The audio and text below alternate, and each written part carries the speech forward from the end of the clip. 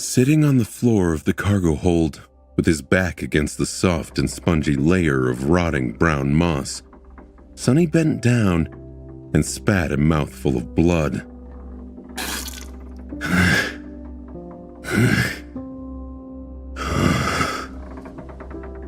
Breathing hoarsely, he stared at it for a moment, and then tiredly leaned back.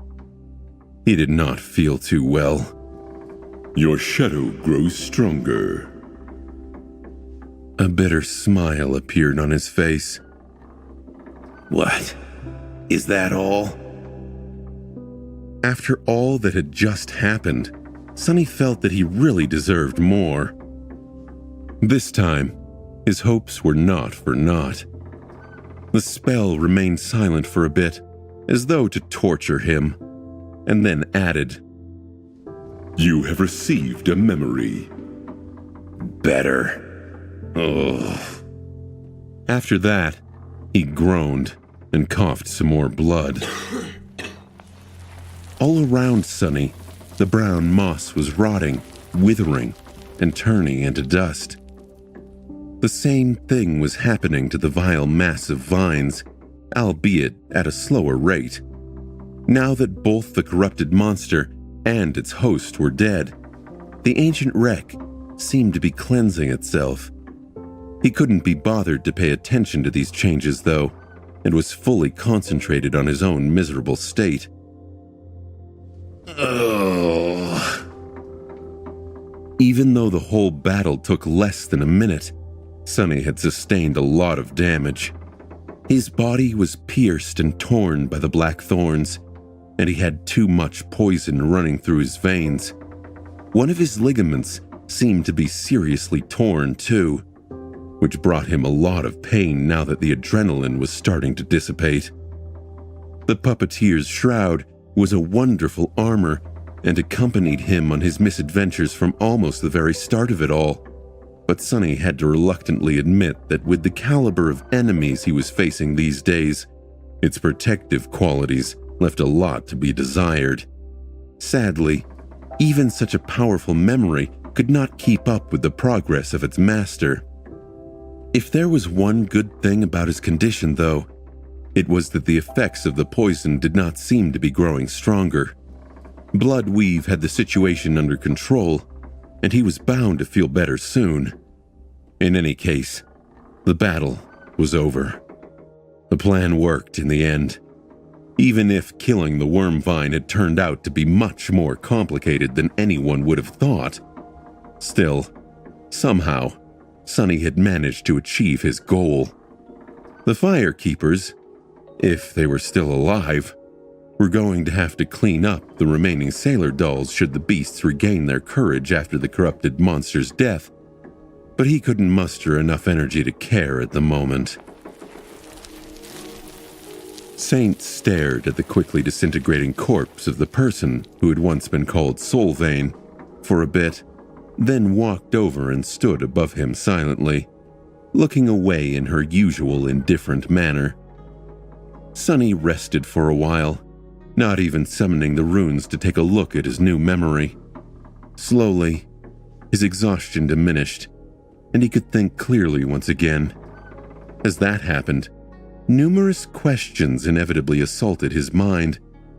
What had happened in the cargo hold of the ancient ship was just too peculiar.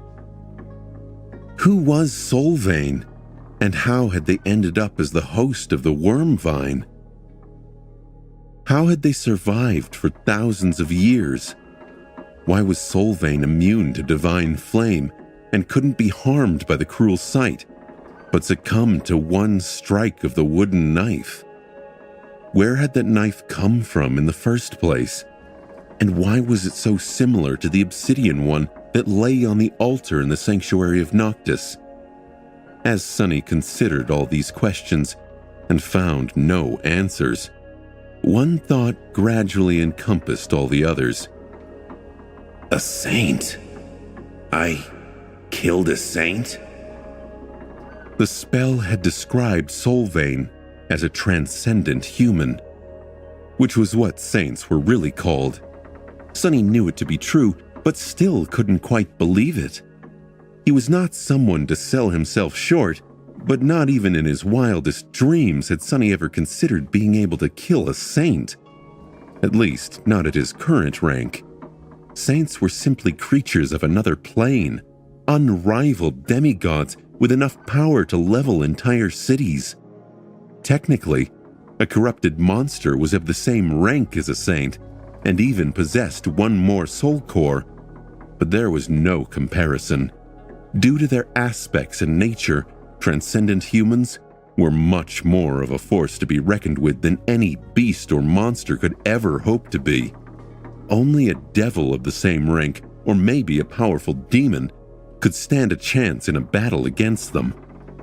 And yet, Sonny had killed one. He had also killed a corrupted monster with the same strike. Well, technically it was Saint who had delivered the strike, but it didn't matter. The result was the same. Now that is definitely something that no one is going to believe, huh? Sonny chuckled, then grimaced from pain, and finally summoned the runes. The first thing he did was check his fragments. The number was just as he expected.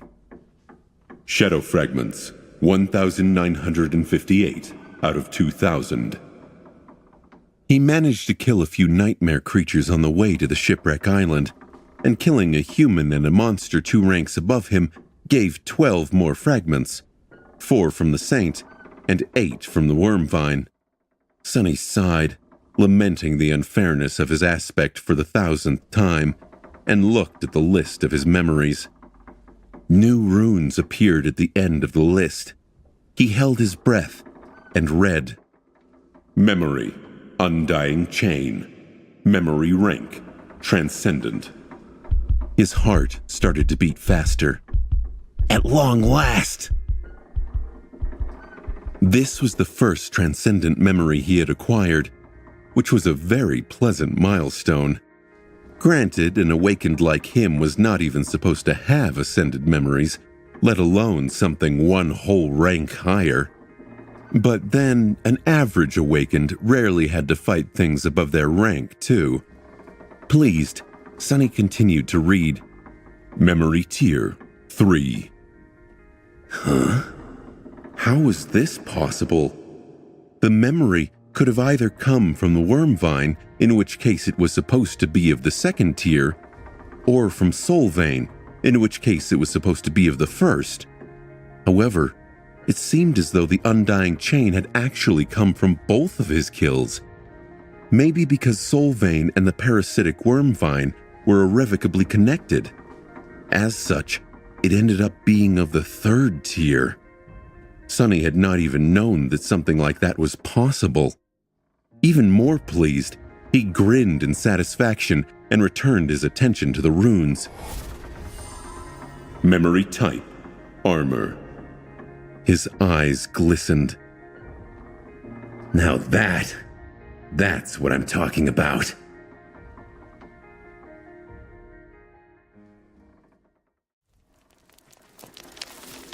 Sonny was really beyond himself. A good armor was exactly what he needed. And what could be better than a transcendent one? Most of the enemies he fought would not even be able to scratch it, let alone pierce it. His smile turned a little bitter when he remembered receiving the puppeteer's shroud and imagining how he would be nearly invincible to all the dormant creatures trying to attack him come winter solstice. Who knew that he would end up in a place where there was not even a single dormant bastard around? Not counting Sonny himself and all the other misfortunate sleepers on the Forgotten Shore, of course. Still, he would have died 100 times if it hadn't been for the puppeteer's shroud.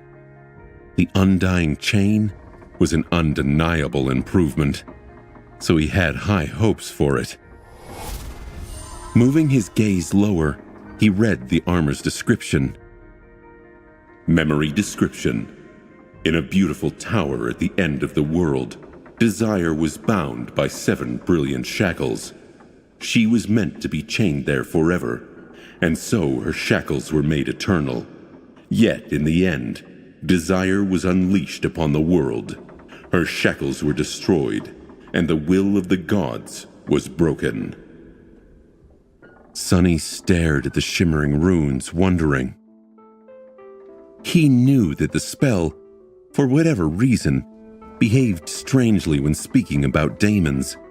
In fact, he had never seen or heard it use that term, as though the word itself was somehow forbidden.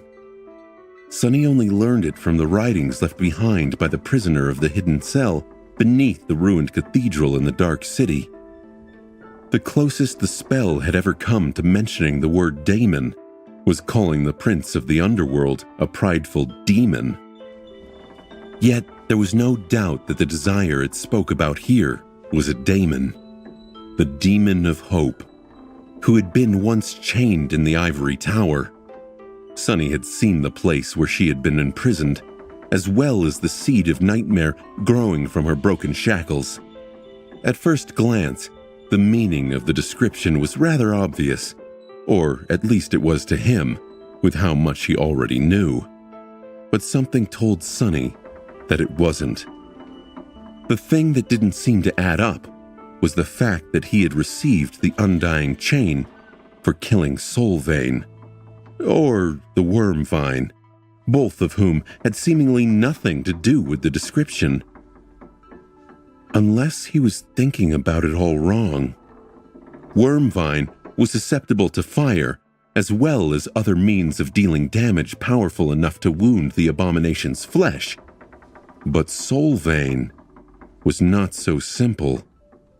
The saint, from whose flesh the terrible monster had been born, seemed immune to any form of harm, including the immolating divine flame. Almost as if Solvayne was immortal. That would certainly explain how the poor saint had survived thousands of years of harrowing torture after becoming Wormvine's host, and why the memory received from their death had the epithet of undying. Was there a second, less literal meaning to the 7 brilliant shackles mentioned in the description of the Undying Chain, which apparently were made eternal, just like Solvayne had been? Sonny frowned. This is just too weird. Even if his tentative theory was technically not impossible, the existence of the wooden knife went against it. What was that knife? And why had it killed Solvayne when nothing else seemed to have been able to? The knives, perhaps, were an even greater mystery. In any case, he didn't have enough information yet to try and glean the truth. With a sigh, Sonny returned to the runes. Learning what his new armor could do was much more interesting than trying to guess at the ancient mysteries with no clues anyway. Memory enchantments, chains of longing, brilliant will, undying. Chains of longing, enchantment description. This armor provides the wearer with high protection against mind attacks. Sonny blinked. What are the chances? Resistance to mind attacks was the second rarest form of protection, right after resistance to soul damage. And yet, this was the third armor-type memory he had received that boosted it. His luck was incredibly good. Or maybe his tendency to run into especially terrible monsters was incredibly bad. In any case, this enchantment made sense. If this memory was connected to the imprisonment of Hope, whose powers had been most likely tied to mind manipulation, then having protection against such attacks was logical. The fact that the Undying Chain had only 3 enchantments, as opposed to the 5 of the Mantle of the Underworld, was also to be expected. The tier of a memory seemed to dictate how many enchantments it could accommodate, and the mantle, despite being of a lower rank, was higher by a few tiers. The second enchantment of the Undying Chain was very interesting. Brilliant will, Enchantment description. This armor becomes stronger when worn by those of divinity. Sonny grinned. Even without looking at the undying chain and its spellweave, he could tell how this enchantment worked. It was an overall enhancement based on how high the wearer's divine affinity was. This meant that a random awakened would not receive any augmentation to the resilience of their armor, while someone with the Mark of Divinity attribute would receive a decent amount. Sonny, though, with his Ember of Divinity, the augmentation would be enhanced threefold. It was a very solid enhancement. This is great! When his eyes fell on the third enchantment, though, he forgot all about his previous joy, intense as it was. His eyes widened slightly. The runes read, Undying. Enchantment description. The wearer cannot die. Sonny tilted his head. What? Being unable to die surely sounded great, even if he had just seen what terrible fate had befallen Solvayne. However, Sonny quickly realized the limitations of this seemingly breathtaking enchantment. Unlike Chains of Longing and Radiant Will, Undying was an active one, and he was willing to bet that sustaining it required an ocean of soul essence. Considering that Sonny was just an awakened, his reserves would probably only amount to 1 moment of immortality. Still, 1 moment of immortality was more than fantastic. If used wisely. Sonny could imagine a lot of situations where this enchantment could save his life, but even more where using it would only amount to postponing his death by a fraction of a second. It was an amazing, but very dangerous tool. Full of thought, but extremely satisfied, Sonny stood up. Gunlog, too, had possessed a transcendent armor. However, his golden echo now felt inferior to the undying chain. The Bright Lord seemed so invincible and terrifying once, but Sonny had long surpassed him, and now his arsenal did as well. It was a strange feeling. With a sigh, Sonny dismissed the torn and bloodied puppeteer's shroud, then summoned the undying chain. Immediately, a slender metal armor weaved itself from nothingness around his body.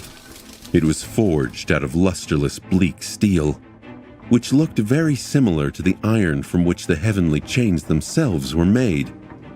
The armor covered his body almost entirely, and the few gaps left between the fitted plates of steel showed a layer of thin but incredibly strong chainmail underneath. His face became hidden behind a helmet that looked like a featureless mask, with only several vertical lines cut into it to provide a decent level of visibility. Shadow nested in the slits of the visor, creating a dark and ominous visage. There was a piece of black cloth wrapped around his waist, held in place by a wide belt fashioned out of dark leather, as well as a hood that provided additional protection to his head and neck. Surprisingly, the armor didn't seem very heavy, and neither did it restrict his mobility by much. The design was so intricate, and the steel plates fitted so perfectly to his body and to each other that it felt like a second layer of skin, if that skin was cast of impenetrable steel. Of course, the undying chain wasn't as light as the puppeteer's shroud, but Sonny could move freely while wearing it, all the while not producing almost any sound. In exchange, it provided a vastly larger amount of protection. Standing in the cargo hold of the ancient ship, clad in his new transcendent armor, Sonny couldn't help but feel invincible. Disabuse yourself of that thought, fool. He smiled darkly, then looked at Saint. Well, what do you think? The taciturn demon didn't answer, of course. However, Sonny could swear that the glow of her ruby eyes which were hidden behind the visor of a similarly closed helmet, became a bit approving. His smile widened, but then slowly disappeared. A steel armor. Suddenly grim, Sonny dismissed his helmet and turned in the direction where the firekeepers were supposed to be. After a few moments, he said quietly, I see.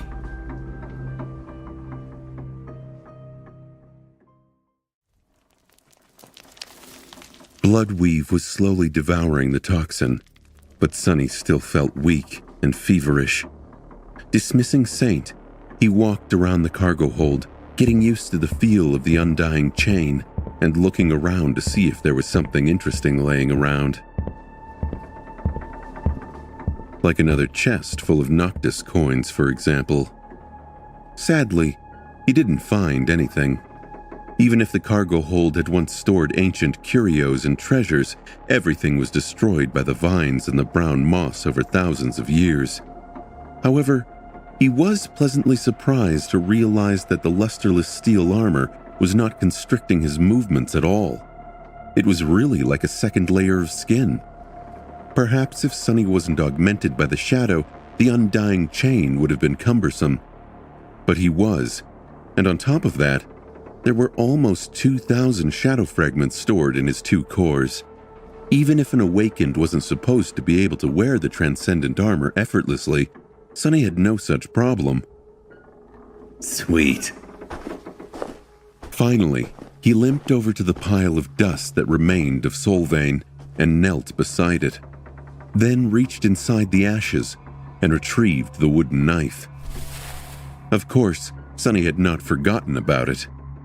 To his disappointment, though, what he was holding in his hand was just the handle. The blade had splintered and broken off, and the wood seemed lifeless and dead. It was already starting to rot, and even when Sonny looked beneath the surface of the strange knife, he didn't see anything. No spell weave, no brilliant radiance of Sea of Soul essence, and no string of fate folding endlessly on itself in a perfect circle. The wooden knife was truly and utterly broken. It was almost as if it was created for a singular purpose and had no reason to exist after fulfilling it. Sonny looked at the knife with a thoughtful frown. Interesting. Was the wooden knife created specifically to bring death to the immortal Solvane? If so, were the obsidian knife in the Sanctuary of Noctis and the ivory knife in the Night Temple meant to end the lives of two other immortals? Suddenly, he shivered. A single string of fate folded on itself and creating a perfect circle. If he had looked into the wooden knife before it was destroyed, would he have seen the same thing? A tentative hint of understanding appeared in his mind. Somehow, Sonny felt that he would. He also suspected that the string of fate would not have been just a random one. No, it would have been Solvane's fate. A string that was somehow torn out of the tapestry of fate and tied in an endless circle. Would something like that make a person immortal? And so the shackles were made eternal. Who could have done such a terrifying thing? Well, the answer was rather obvious. The Lord of Light, Sun God, who had destroyed Hope's kingdom and imprisoned her in the ivory tower, certainly could. After all, he was not only the deity of flame and light, but also of passion, creation, and destruction. Looking at the remains of the wooden knife that were rotting and turning to dust in his hand, Sonny couldn't help but shudder. If he was right, then he was holding a weapon created by a god. And he had used that weapon to kill an immortal created by a god. For the first time since Sonny had learned about the divinities of the Dream Realm, he suddenly felt really glad that they were dead. Sometime later, he jumped through the breach created by the Wormvine and climbed onto the ancient ship's hull. Hissing from pain, Sonny staggered a little, then limped toward where the wreck ended. Since the ship was laying on its side, the wooden surface beneath his feet was inclined down and uneven. Almost inevitably, he lost his balance and rolled the last stretch of the way, landing on the ground in a graceless heap. Ouch. Sonny remained motionless for a while, then sighed and picked himself off the ground. Standing up, he studied the desolate valley and then headed to where he had seen the firekeepers last. The landscape of the shipwreck island was changed. The ground was overturned and scarred by deep trenches, looking like a battlefield of an ancient war.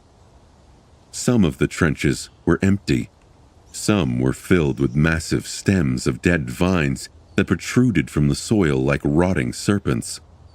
The air was filled with dust, ash, and smoke. Using the cruel sight as a staff to support his weight, Sonny limped forward and soon found the ring of bonfires. A pale smile appeared on his face. Well, well, well, Sonny thought. What would you know? They actually survived. Indeed, the firekeepers seemed to be all there. Granted, they looked incredibly exhausted, battered, and injured all over. All of them were covered in blood, dirt, and soot, their armor torn. Some were sitting with tired expressions on their faces. Others lay on the ground, with only the movement of their chests betraying that they were alive. Only the steadfast young man who had wielded a short spear and a heavy shield in battle, the healer of the cohort, was up and about, tending to his companions. Sonny walked between two of the bonfires and stopped, leaning on the cruel sight. His eyes darted around, lingered on the delicate figure of a young woman with pale blonde hair for a moment, and then turned away. Sonny? He glanced at Shakti, the artisan girl, who was resting on the ground a few steps away from him. The young woman looked more or less like a corpse. Her armor was almost destroyed, revealing deep lacerations on her tanned skin, and her face was dirty and pale from blood loss. What's worse, her right arm was torn away, ending in a bloodied bandage near the elbow. Such a wound was not permanent, since it was dealt to her spirit body and not the actual one, but still quite severe. Nevertheless, there was a wide grin on the artisan's face. She looked him over, then whistled and said, New armor? Looking good. She tried to laugh, but then bent over in a fit of violent coughing. It seemed that all of them were still suffering from the effects of the woodvine's poison, even if the healer had used his aspect to make it less lethal. The others looked in their direction, alerted to his arrival by Shakti's voice. Their eyes brightened. Thank the gods, Sonny, you're alive. Good work out there. Crazy bastard, you actually did it. Sonny couldn't help but smile. Obviously. Why wouldn't I? It was just a corrupted monster. His smile widened. Actually, I also went and killed an immortal saint that happened to be nearby. One strike for both of them to not waste any time. All it took was a minute. The firekeepers stared at him for a bit, then rolled their eyes. Shakti shook her head. Sure, Sonny, if you say so. But really, I just don't get you. Killing a corrupted monster is already an incredible thing. Why do you even have to invent some ridiculous story? Sonny blinked a couple of times with an innocent look. What do you mean, invent a story? It's the truth. I'm a very honest person, the most honest person in two worlds, really.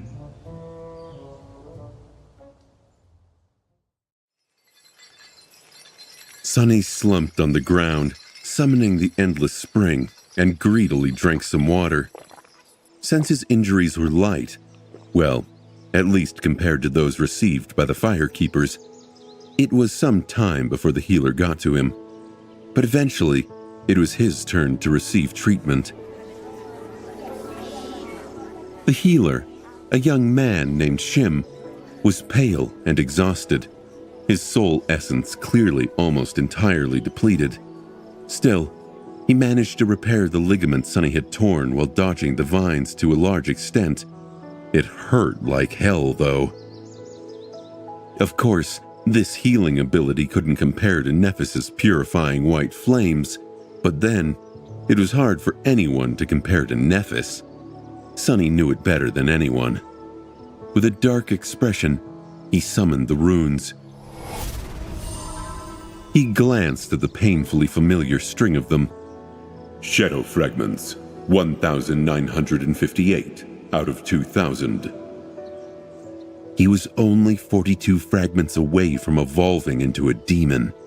This transformation was not only going to allow him to reinforce his body and reserves of shadow essence even further, but also reward Sunny with a third shadow. Having another invaluable helper would increase his power tremendously, making him capable of stacking 3 augmentations on top of each other, or spreading them over between his body, his memories, and the saint. He was almost to 2,000 fragments. To accumulate so many in only 7 months, that was an achievement worth celebrating. Very few awakened ever fully saturated their cores, and those who did usually spent long years slowly collecting soul shards of the nightmare creatures they killed, decades even. And that was for only 1 core. Sunny could be proud of himself. And yet, he didn't feel happy. Looking lower, he concentrated on another, much shorter cluster of runes. Master, changing star. As soon as he did, new runes ignited in the air. Rank, Dreamer. Class, Devil. Soul cores, 4 out of 7. Soul fragments, 399 out of 4,000. 7 months ago, the gap between them had nearly reached 5,000 fragments. Today, it was much smaller, but that was only thanks to the Noctis coins he had sacrificed to the altar. The truth of the matter was that Sunny had been slowly shortening the gap for a long time, but now it had started growing once more. Not too long ago, something had happened to Nephis in the Dream Realm, and as a result, the speed with which she gained soul fragments began increasing with each day. Sunny didn't know what Changing Star was doing, why she had suddenly become so much stronger, and even how she was still alive. But he knew that he was being slowly left in the dust once again. Dismissing the runes, he gritted his teeth and looked darkly at the desolate, hellish landscape of the shipwreck island. I have to get to that seed. That is the only way. Compared to all other awakened and their rate of growth, Sunny might have been a monster, but Nephis was not even human. She was the devil himself. He didn't know what else to do to surpass her, to become stronger. His heavy thoughts were interrupted by the light sound of approaching steps. Looking up, Sunny saw Cassia walking over to him. Great. Just what I need. She stopped a couple of steps away and lowered her head slightly. Are you all right? Sunny grimaced, then looked away. He grumbled to himself. What do you care? I'll live. He scowled and then added in a slightly acrid tone. Your information was wrong, by the way. That thing was not weak to fire. She tilted her head slightly. How did you kill it then? Sunny smiled crookedly. With a piece of wood. Cassia remained silent for a while, prompting him to speak. So, now what? She sighed and turned toward the distant wreck. All of us are tired and wounded, and there is a crushing approaching. We will return to the sanctuary to rest and regroup, and then come back here to establish 2 camps, one here and another on the neighboring island. Then we will start repairing the ship." He nodded. Good plan, I guess. Do you really think that you can make that thing fly again, though? The blind girl paused. She thought about that question, and Sunny saw a stirring of some kind of emotion on her face. Eventually, she said without too much emotion, "We have to try at least." Sunny studied the silhouette of the ancient ship, its hull full of breaches, its bow shattered and broken, the tree growing around its mast dead and resembling a black, twisted skeleton. Then he shook his head. How long do you think it will take you? Cassia's head tilted to the side. She seemed to be calculating numbers in her head. Sunny wondered how she could even consider that work without inspecting the damage he had just made in their attack. 2, maybe 3 months? We will be done before autumn is over, if that is what you want to know. He chuckled.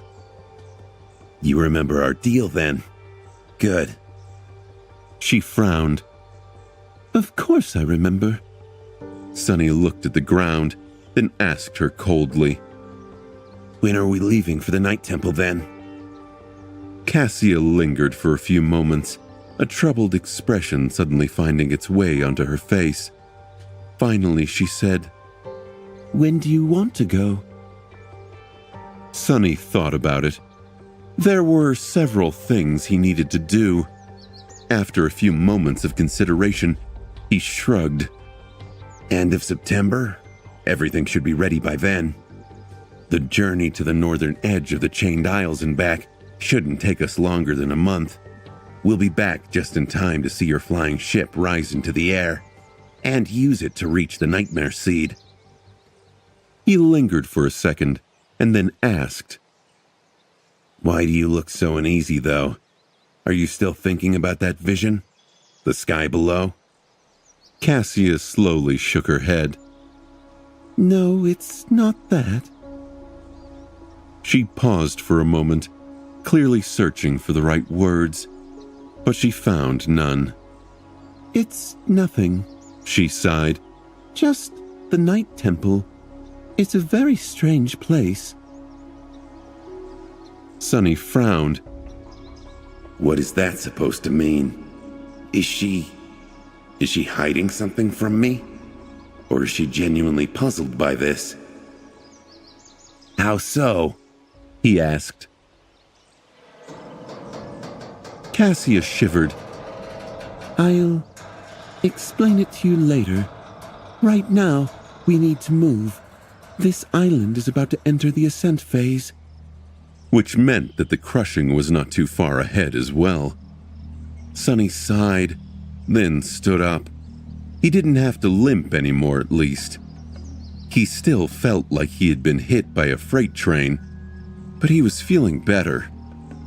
As for why Cassia had said that the second human citadel on the Chained Isles was a weird place, he could wait for the answer.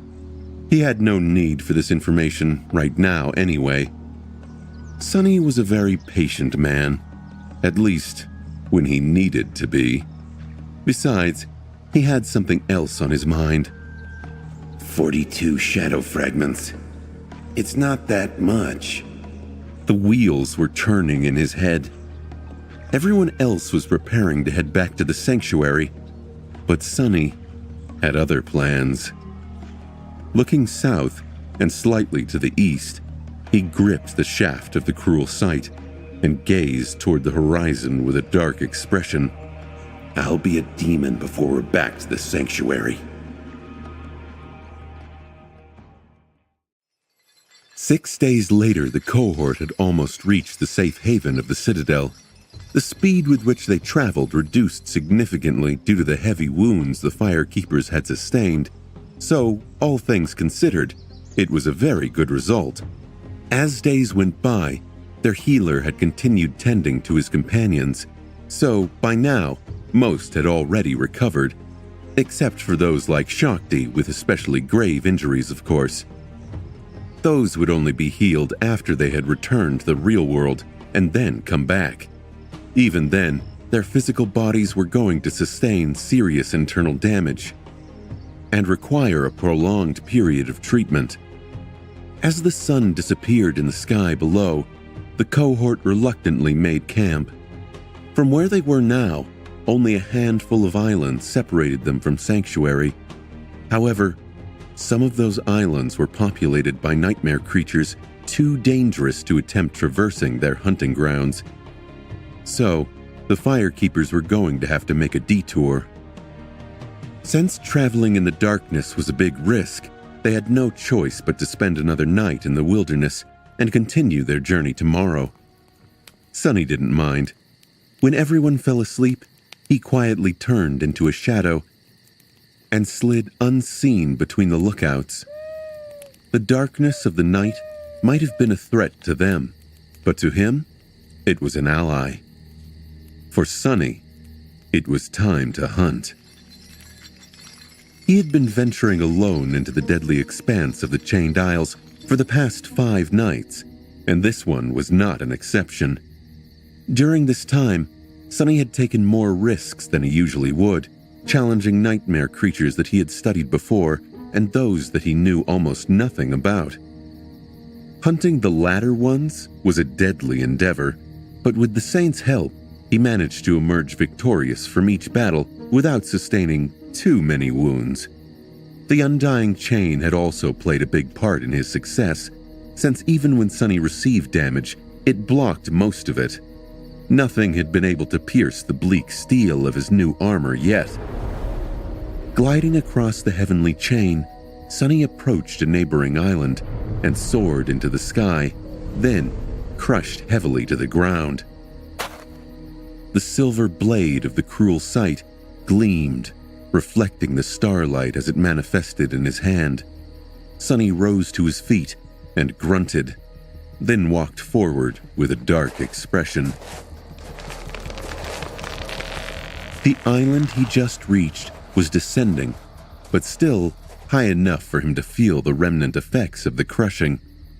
Still, Sunny didn't care. Tonight, nothing was going to stop him.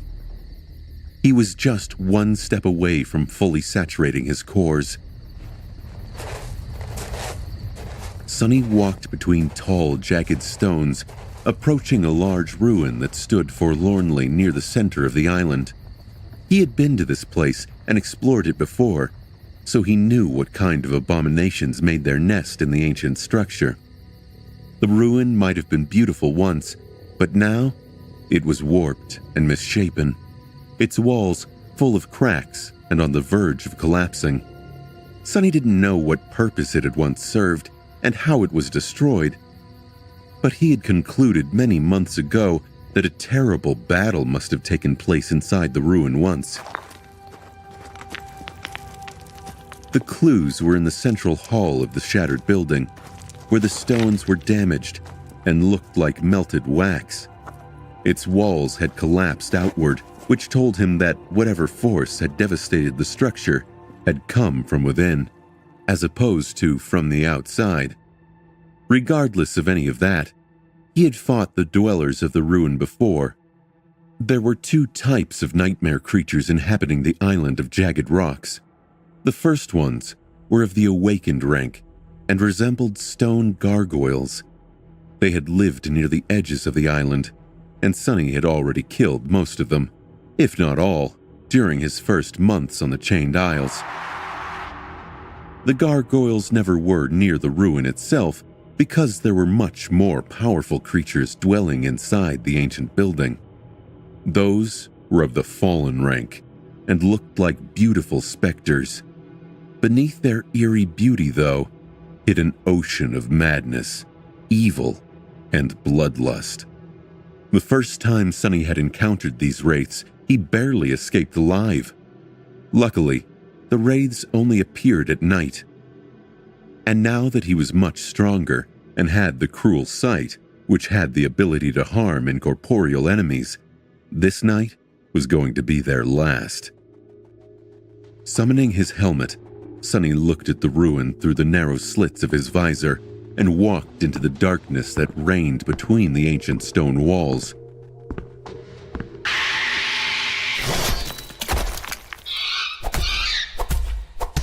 Your shadow grows stronger. Sonny growled, jumping back from the ghostly form of a beautiful young woman he had just pierced with the incandescent blade of his spear. Or, rather, she had seemed beautiful before showing her true face.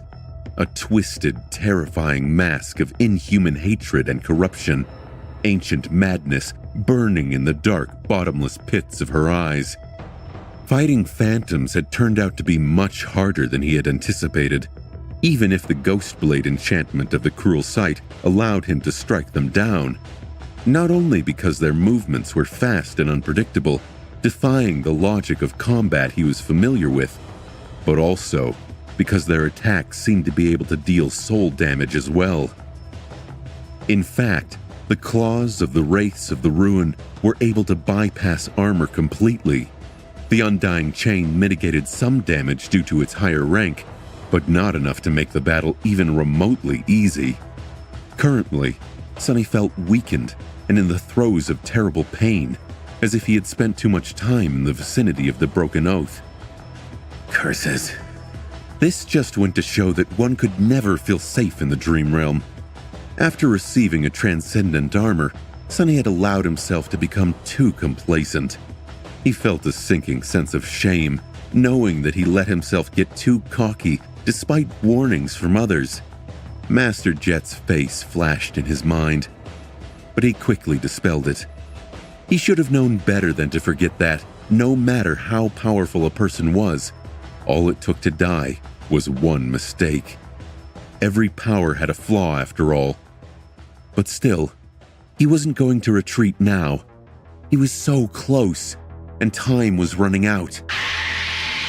As an ear-piercing scream echoed from the stone walls, growing closer and closer, Sonny gritted his teeth and summoned the runes. Shadow fragments, 1,994 out of 2,000. He raised the cruel sight and faced the direction of the eerie shriek with a grim smile. One more to go.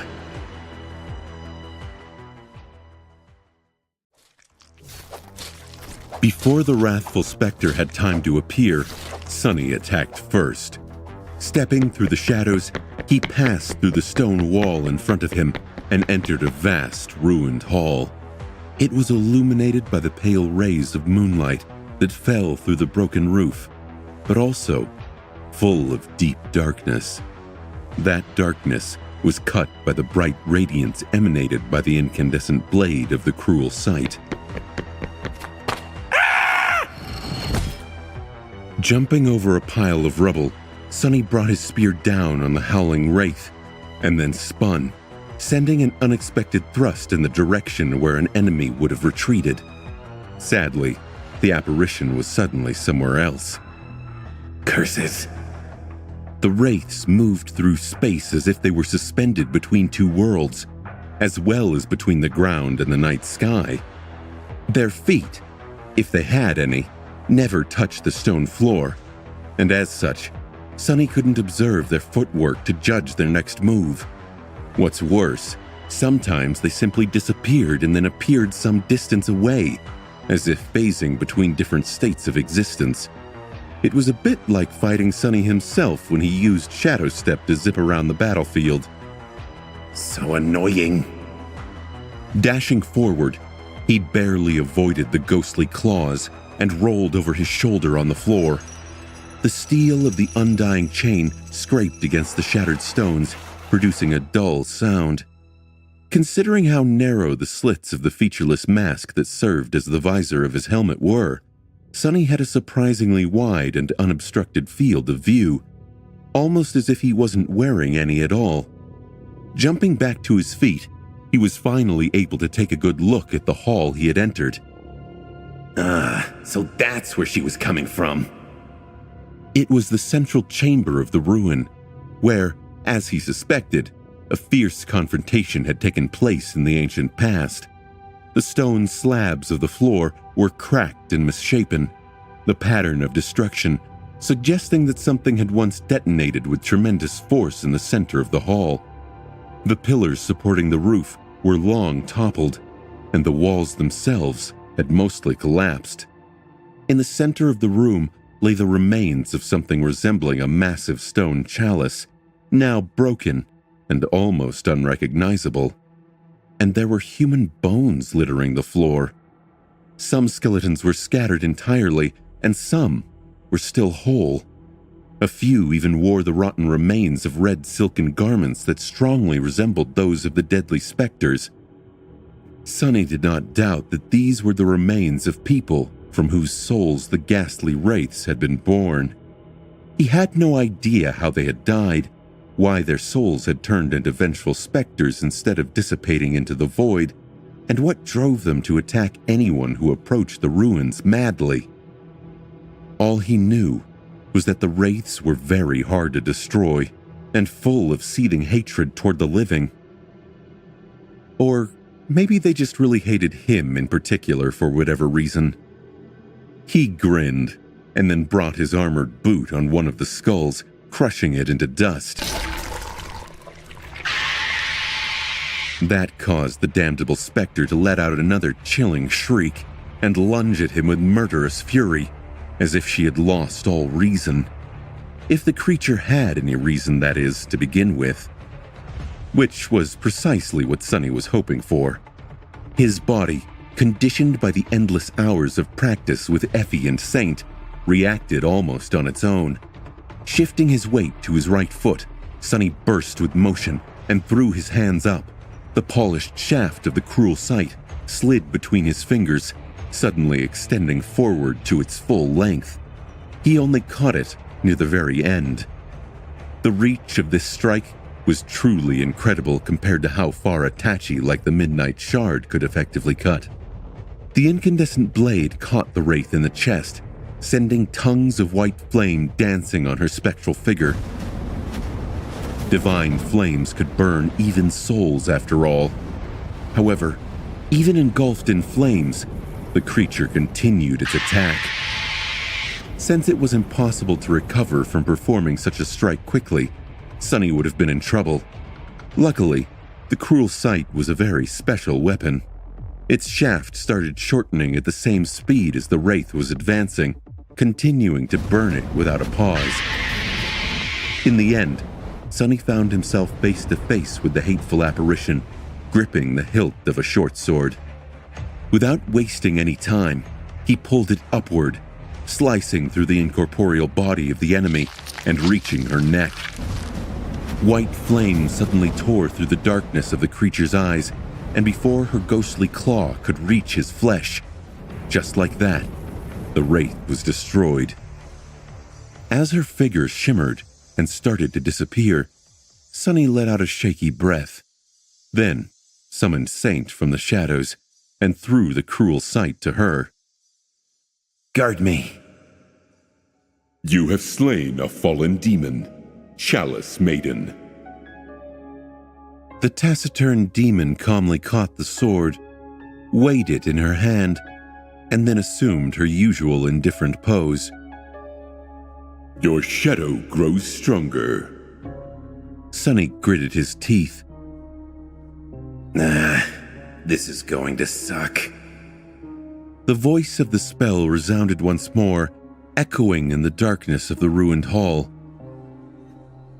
Your shadow is overflowing with power. He screamed and fell to his knees, feeling as though his very soul was on fire, as though something was rising from its dark depths, ripping it apart. Your shadow is taking shape. Damn it all! Why does it have to hurt so much?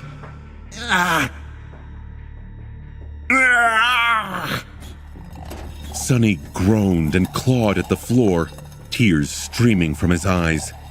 The fingers of his armored gauntlet left deep grooves in the stone. The pain he was experiencing was not the worst he had ever felt, but it was really up there. He slammed his fist down, sending cracks through the slab of ancient stone, then did it again and again, pulverizing it into tiny shards. Eventually, those shards turned into dust, and only then did his agony finally begin receding. The spell whispered into his ear, "Your shadow is complete."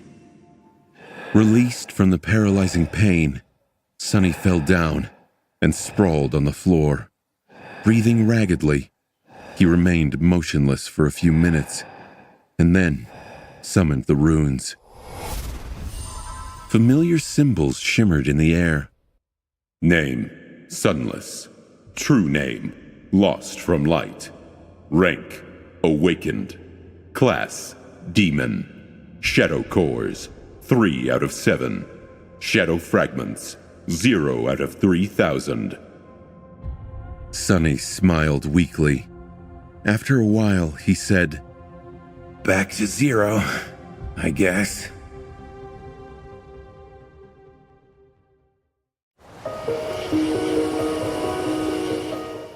Now that Sonny had experienced moving up a class without simultaneously rising to a new rank, he understood the difference between the two more clearly. Ascending to a new rank was a much more profound change.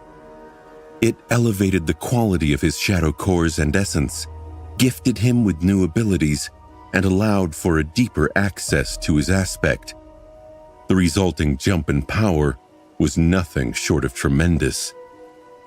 Reaching a new class, on the contrary, primarily affected the quantity of his shadow essence, and as such, the increase in power was much more gradual. Sonny didn't feel much stronger than he had a few hours ago, but that was because he had already been enjoying the extra strength and essence capacity for a long time. In fact, the main benefit of having several cores had been aiding him ever since Sonny passed the 1,000 mark on the counter of shadow fragments. Unlike all other awakened, excluding Nephis, there was no limit to his capacity to store essence and reinforce his body, or rather that limit was so high that it might have as well not been there. However, that was not to say that Sonny didn't get other, incredibly potent benefits from manifesting a third shadow core. Ugh. Standing up with a groan, he allowed the moonlight to bathe his slender figure and looked down at the 3 dark silhouettes sprawled on the ancient stones in front of him. One shadow looked like it was suffering from a toothache, and the other was beyond itself and jubilant. And the third one... The third shadow stood motionlessly and stared at him, its dark figure not betraying any hint of emotion. Under its silent and unnerving gaze, he suddenly felt a bit uncomfortable.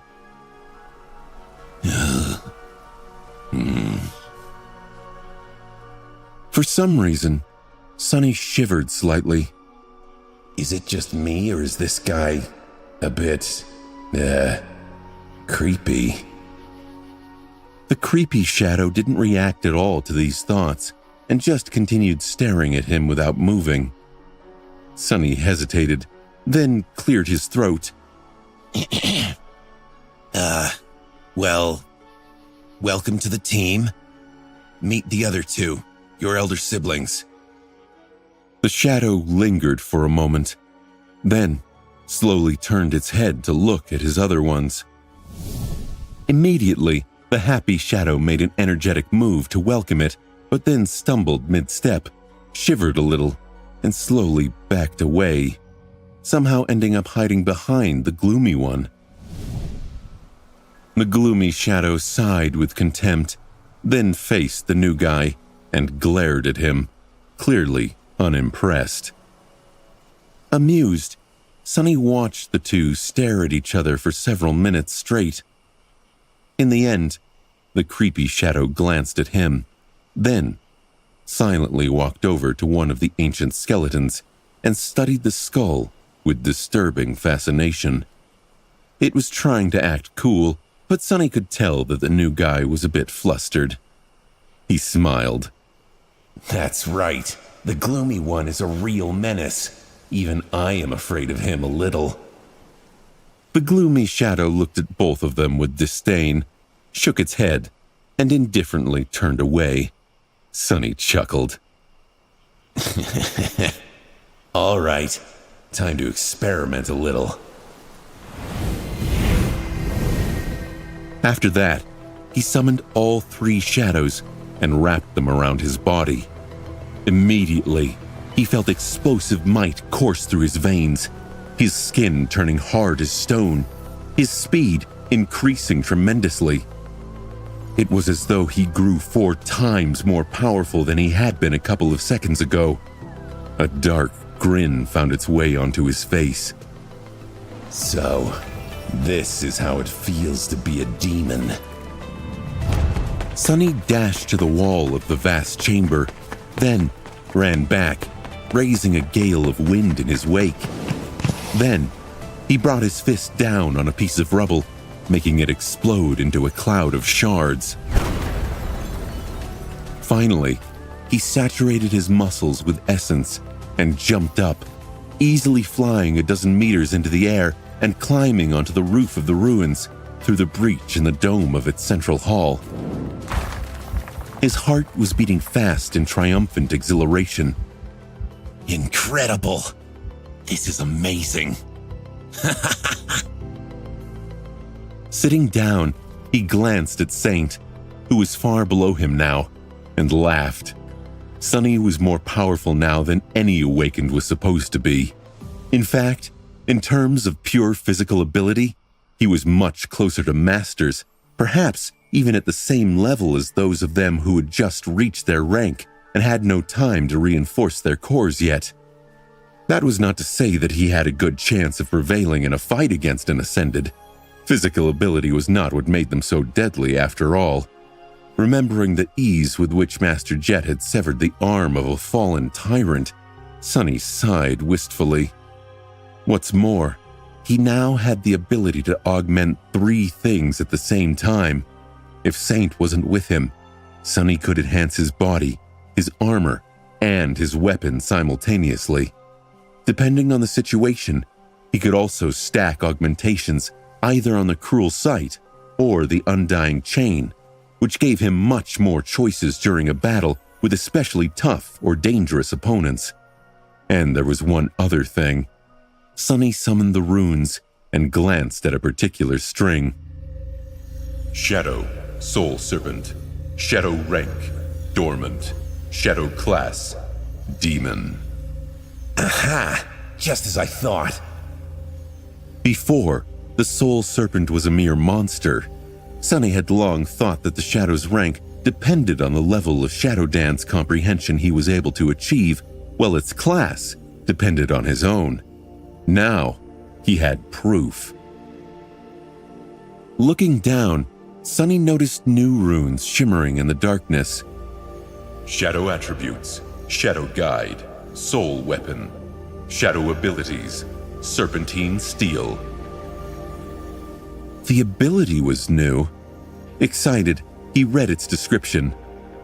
Serpentine Steel, ability description. Shadow Serpent Soul Weapon form can assume the shape of any weapon. A crooked smile appeared on his face. Commanding the serpent to slither forth and assume the shape of the Dark Odichi, he studied the great sword for a few moments and then gave another command. The lusterless blade suddenly flowed like black mercury, and a few moments later, he was holding a long spear in his hand. Almost unseen on the dark wood, the scales of a long coiling body were engraved on its shaft. The spearhead shaped to resemble that of a serpent. Sonny drew in a deep breath. This is perfect. This is just what I needed. Dismissing the predatory spear and allowing the shadow to slither back onto his body, he looked east, where a pale lilac line had already appeared over the horizon, and smiled. I should be getting back. The new day was coming, and Sunny couldn't wait to return to the real world. With only a few months left until it was time to challenge the Seed of Nightmare, he had a lot of things to do.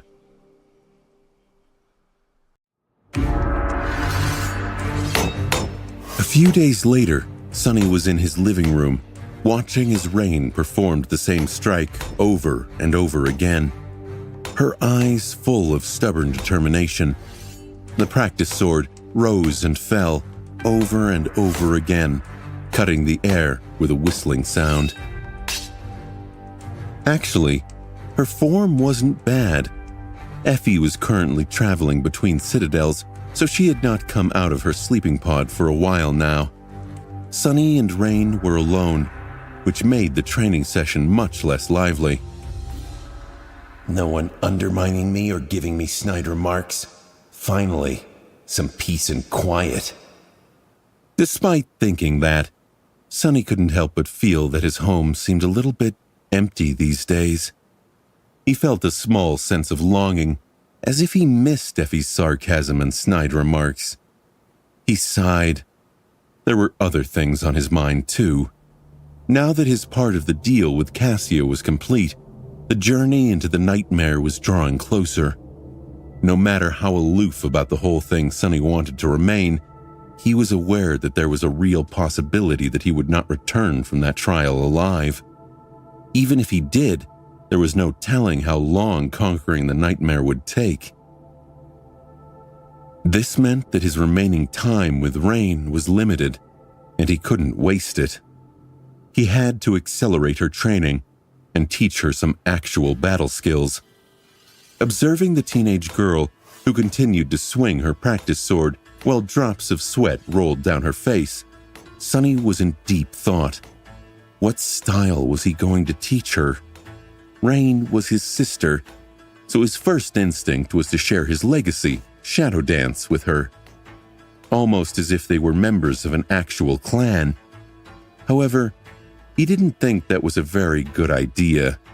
Not only was her mentality poorly suited for his shapeless and insidious battle art, but she was also physically incapable of learning it. Since everyone received extensive combat training in school, there weren't really a lot of weak people in the waking world. But the Shadow Dance was simply not meant to be practiced by mundane humans.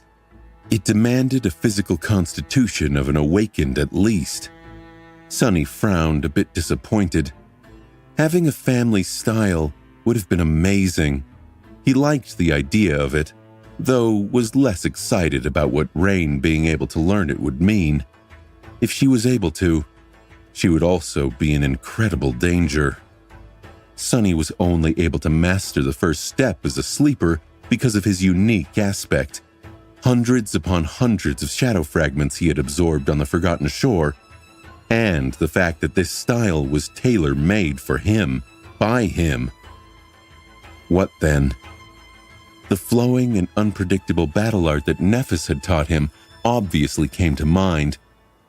It was designed to be a perfect foundational style, after all.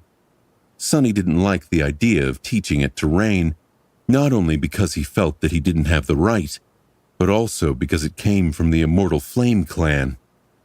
Sunny suspected that this ingeniously adaptable battle art had been created by the martial genius Broken Sword himself.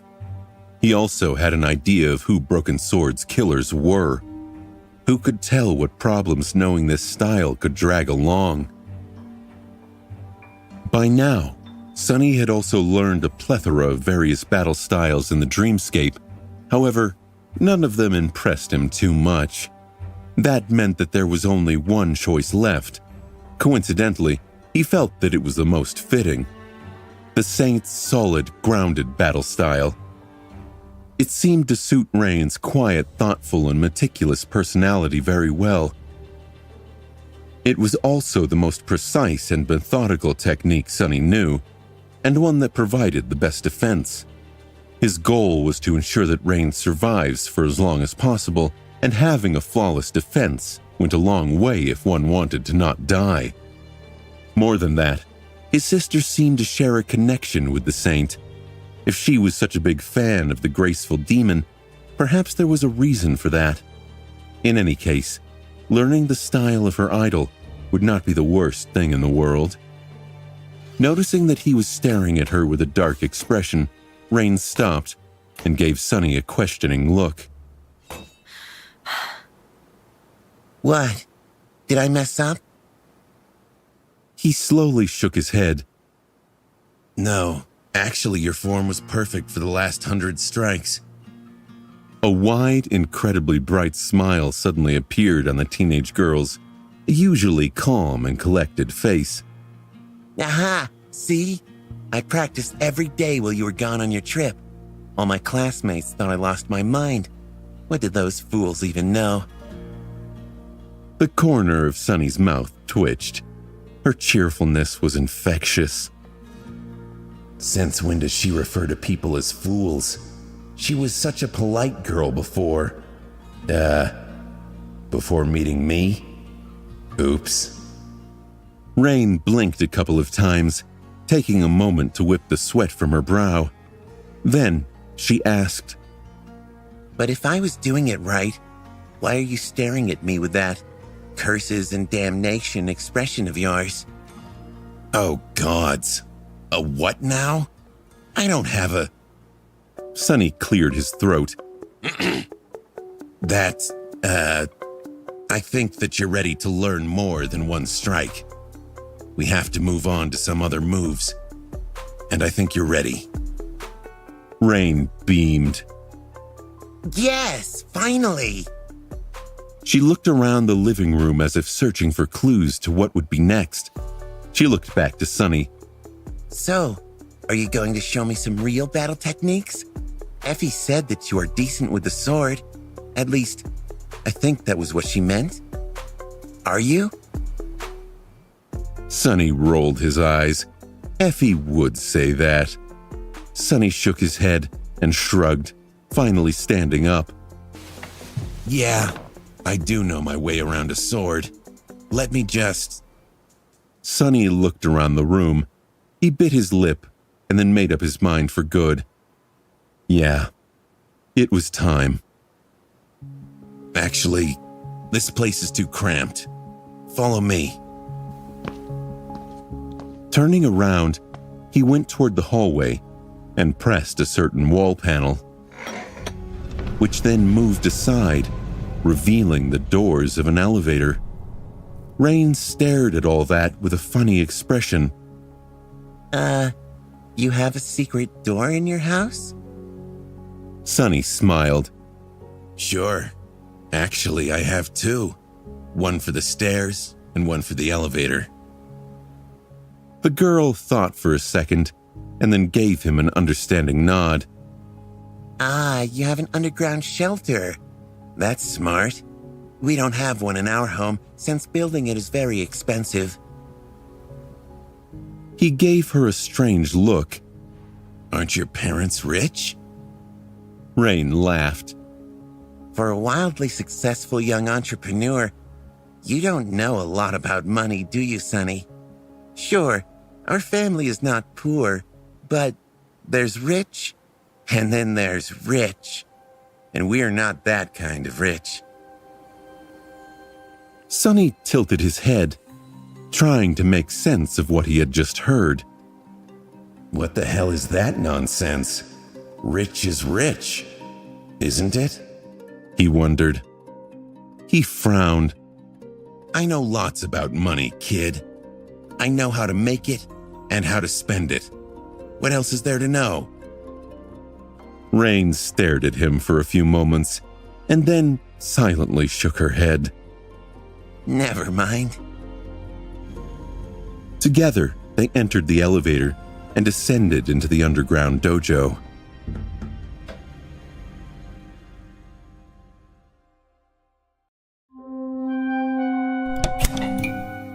The dojo was rather large and submerged in absolute darkness.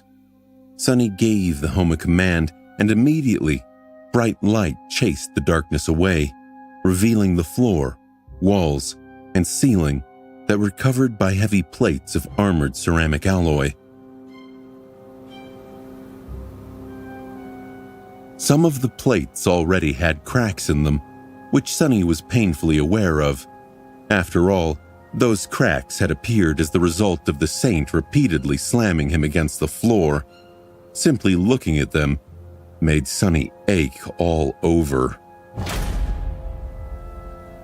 I'm going to have to replace a few soon.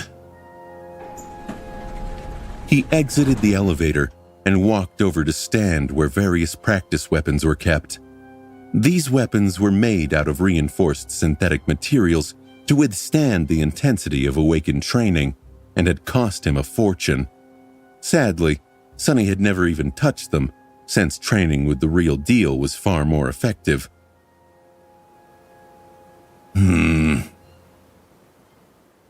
Sunny considered his options. Behind him, Rain walked into the dojo and looked around with curiosity. This space looked dark and mysterious, like the lair of a mythical monster. Do you come here a lot? She asked. Sunny gave her a short look. Of course I do. This is where I sleep. She was slightly surprised, but then seemed to understand the meaning of his answer. She was still able to enjoy the plush comfort of a bed to sleep without the concern of being stuck there for days lost in a dream. For mundane humans, such a shelter would only be useful if a gate opened nearby. But awakened were more or less defenseless while in the dream realm. They needed the protection an underground bunker could provide, much more, since their bodies could be easily destroyed when the spirit wandered away. Her gaze traveled to the steel sarcophagus of the sleeping pod and then moved past it. Suddenly, Rain's eyes brightened. Wow, is that a dreamscape pod? Sunny hesitated, surprised by her strong reaction. Sure. Why? My super expensive sleeping pod is much more impressive. Why is she so fascinated by that silly thing? Is she... No. She can't be into that whole world. Can she? The teenage girl walked over to the alcove with the two machines and studied one of them with excited curiosity. The luxurious state-of-the-art sarcophagus received zero attention. Do you play often? She asked. Her interest was definitely piqued. He rolled his eyes, then shrugged. From time to time, I guess. When I have time. Dueling other awakened helps with my training. Rain sighed with envy. That's cool. Some of my classmates have personal dreamscape pods too. They play the version for mundane humans, of course. But it still sounds amazing. Sunny smiled. What do you want to play? Rain looked at the pod for a few moments, then slowly shook her head. When she spoke, her voice sounded deep and world-weary. No, not really. It's only fun with friends. He frowned a little, then asked in a neutral tone. Why? Don't you have any friends? The teenage girl sighed, then turned away from the capsule. No, I mean, not really. I used to have a lot in my previous school, but after Dad got me a spot in this one, I just study and go home. People there are not very friendly. That's one way to put it. Sunny recalled his observations, or his shadows, of her school and her classmates. Sunny looked at her, then smiled widely.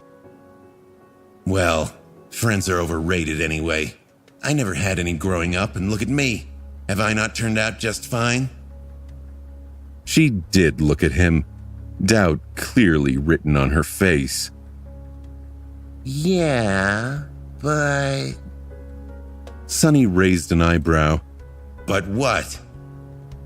Rain lingered for a few moments, then asked curiously. Don't you have a girlfriend? Sonny blinked. Huh? Where is she going with that? He cleared his throat. Wait, what? What girlfriend? Don't tell me that you think that Effie and I... Rain giggled. Actually, I did think that at the start. So I asked Effie and she told me that you already have a girlfriend. Sonny's eye twitched. Damn it, Effie. I'm really going to kill her. Better yet, I'll make Saint kill her. How many times will she repeat that stupid joke about us before realizing that it isn't funny? It wasn't funny the first time, and it's certainly not funny the 100th. He opened his mouth to retort angrily. However, Rain's next word made him fall silent. She said that you bring her flowers every week, and even visit her mom from time to time. I think it's very sweet. Sonny froze, staring at the teenage girl with a heavy expression. Feeling that his reaction was a bit strange, Rain frowned. Did I say something wrong? Sonny's mouth hung open for a few moments, then turned away. No, Effie just likes to run her mouth sometimes. She shouldn't have told you that. Not quite understanding what was happening, but feeling dark undertones in his voice, the teenage girl awkwardly smiled. Oh, did I just get Effie in trouble? Staring at the practice weapons, Sonny sighed. No, it's just that there is indeed a girl I bring flowers to when I can, but she isn't my girlfriend. Rain glanced at him in confusion. But, why do you bring her flowers then? Sonny turned around and looked at her darkly. Rain suddenly shivered, realizing that she had never seen Sonny acting this cold. A few moments later, he said evenly, It's because I made it out of the dream realm, and she did not. Understand? The teenage girl thought for a few moments, then paled a little and nodded. Sonny shook his head. I don't think you do, and hopefully, you never will. With that, he took a round shield and a straight practice sword off the wall, closed his eyes for a moment, and then forced an easygoing smile to appear on his face. Anyway, here's what you'll be training with from now on.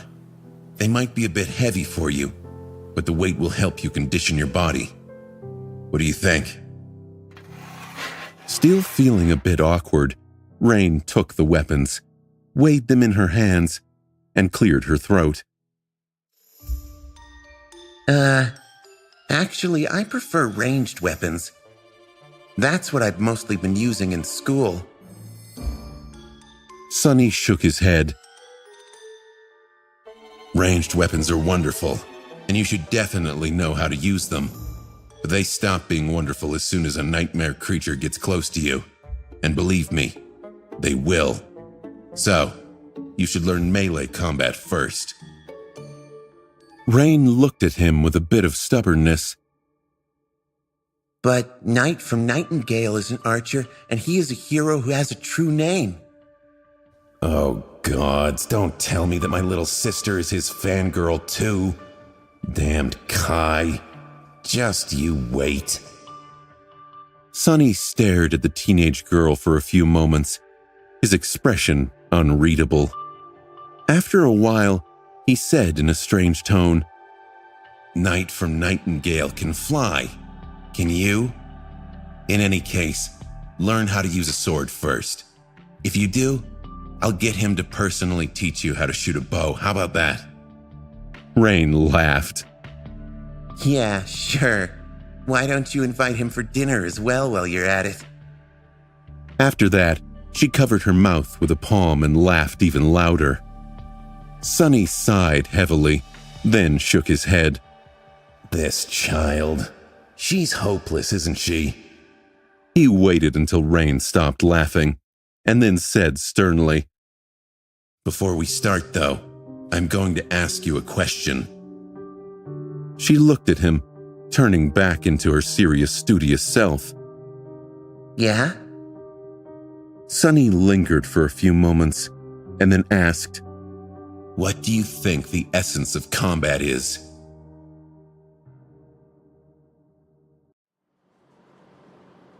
Rain looked at him with a serious expression, thinking. Inwardly, Sonny sighed. He still didn't know how to change her mentality and make her vicious enough to survive the dream realm. He didn't even know if he wanted to, and if that was the right thing to do. At least she seemed to understand a little bit more about the truth of the world after surviving the gate opening. For now, that was going to have to be enough. And this conversation was his attempt to make the lesson stick. After a while, Rain said with uncertainty, Survival? Sonny raised an eyebrow, looking at her with surprise. What were the chances that despite their different life experiences, his sister would answer the question the same way he had all that time ago in the desolate hell of the Forgotten Shore? He remained silent for a while, remembering those terrible, wonderful days. Then he shook his head. No, the essence of combat is murder. Rain shivered slightly. Murder? Sonny nodded. Of course. What else would it be? You have to kill your enemy, or die. Either way, someone ends up murdered, and someone ends up as the murderer. So, the purpose of combat training is to make sure that you're the murderer. It is really that simple. He paused, and then added, Survival is important, of course, but that can't be your primary goal. Such a goal is a terrible one to have, even in life. It is not enough. You have to survive to continue living, but if you only live to survive, then what is even the point?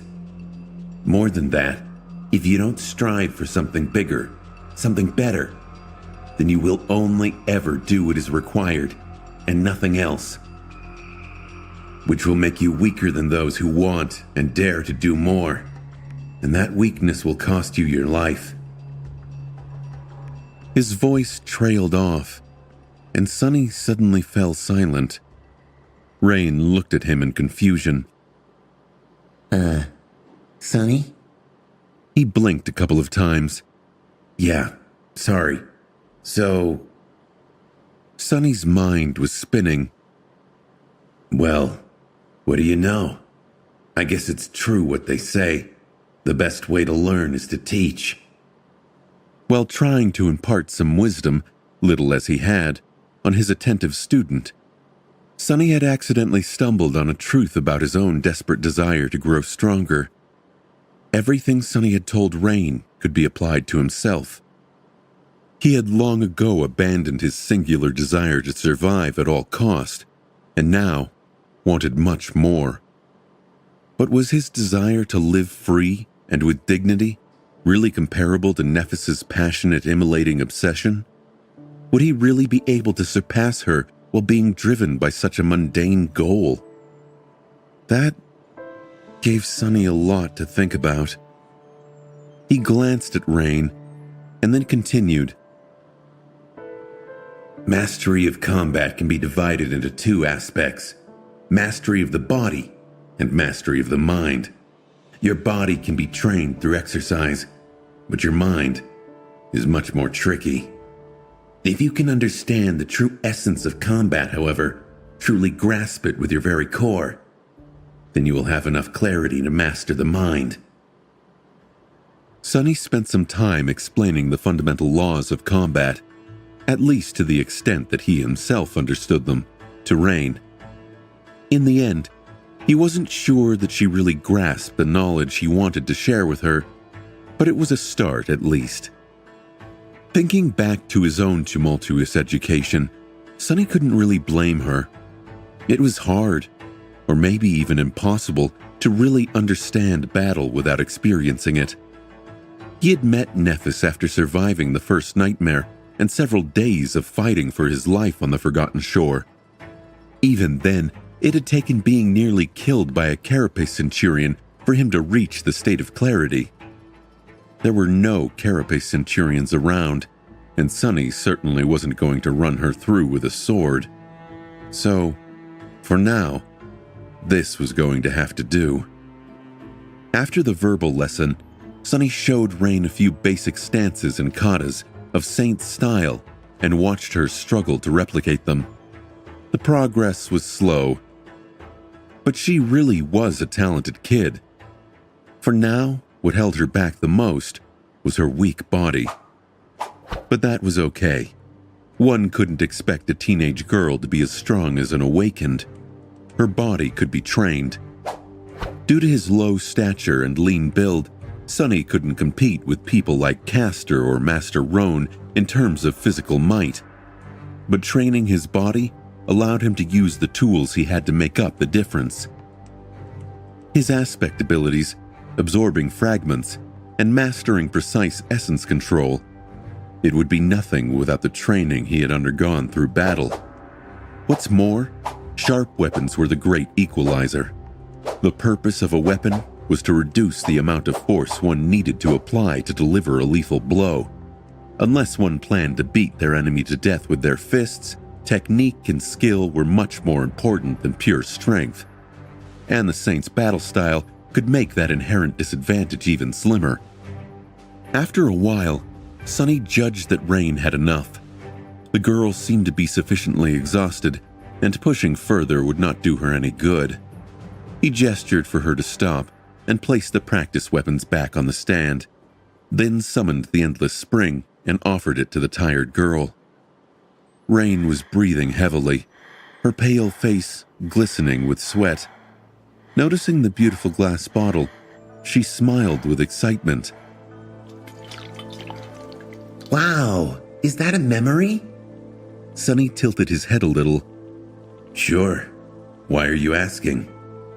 The girl grabbed the Endless Spring and studied it from all sides, then cautiously took a few sips.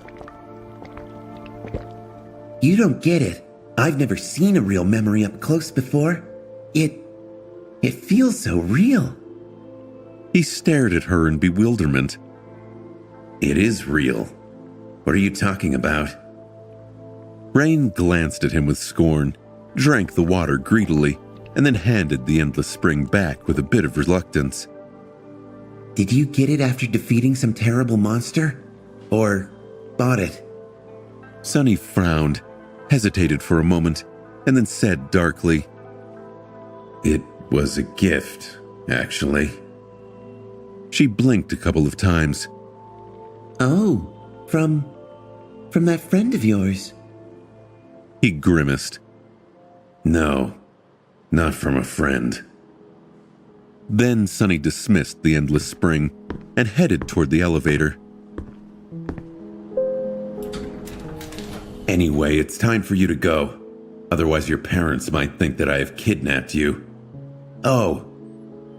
He thought for a bit before saying, I have some ice cream in the fridge. We can eat it before you go if you want. Unless Effie had already devoured everything, of course. Rain giggled, then followed him with a very pleased expression. Before entering the elevator, she threw one last glance at the Dreamscape pod, and then suddenly asked, By the way, the Dreamscape tournament is in a few days. Are you participating? Sonny scoffed and pressed the button, sending the elevator up. Do I look like I have time to play with kids in a playground? I have real things to do, you know. Rain glanced at him and sighed. Yeah, I get it. What a pity, though. I hear that the main prizes this year are especially amazing. You wouldn't be able to win it, of course, but there are many smaller rewards. Sonny's expression suddenly changed.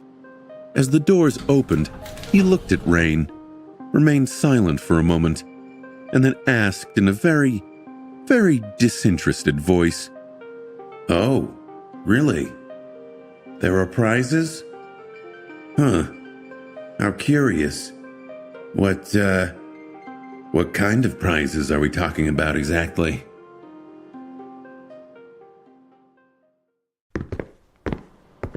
Sometime later, Sonny saw Rain out, watched as she walked away, and then calmly closed the door. As soon as he did, however, his placid expression evaporated. What the hell? How come I didn't know about this? Hastily taking out his communicator, he accessed the network and searched for information about the Dream Tournament. A few minutes later, he sat down on a chair a little stunned. What is this insanity? Sonny knew, of course, that Dreamscape duels were a popular form of entertainment, both among the awakened who participated in them and among the mundane humans who followed their favorite duelists and created boisterous fan clubs. However, he had no idea that even the great clans paid attention to the illusory game.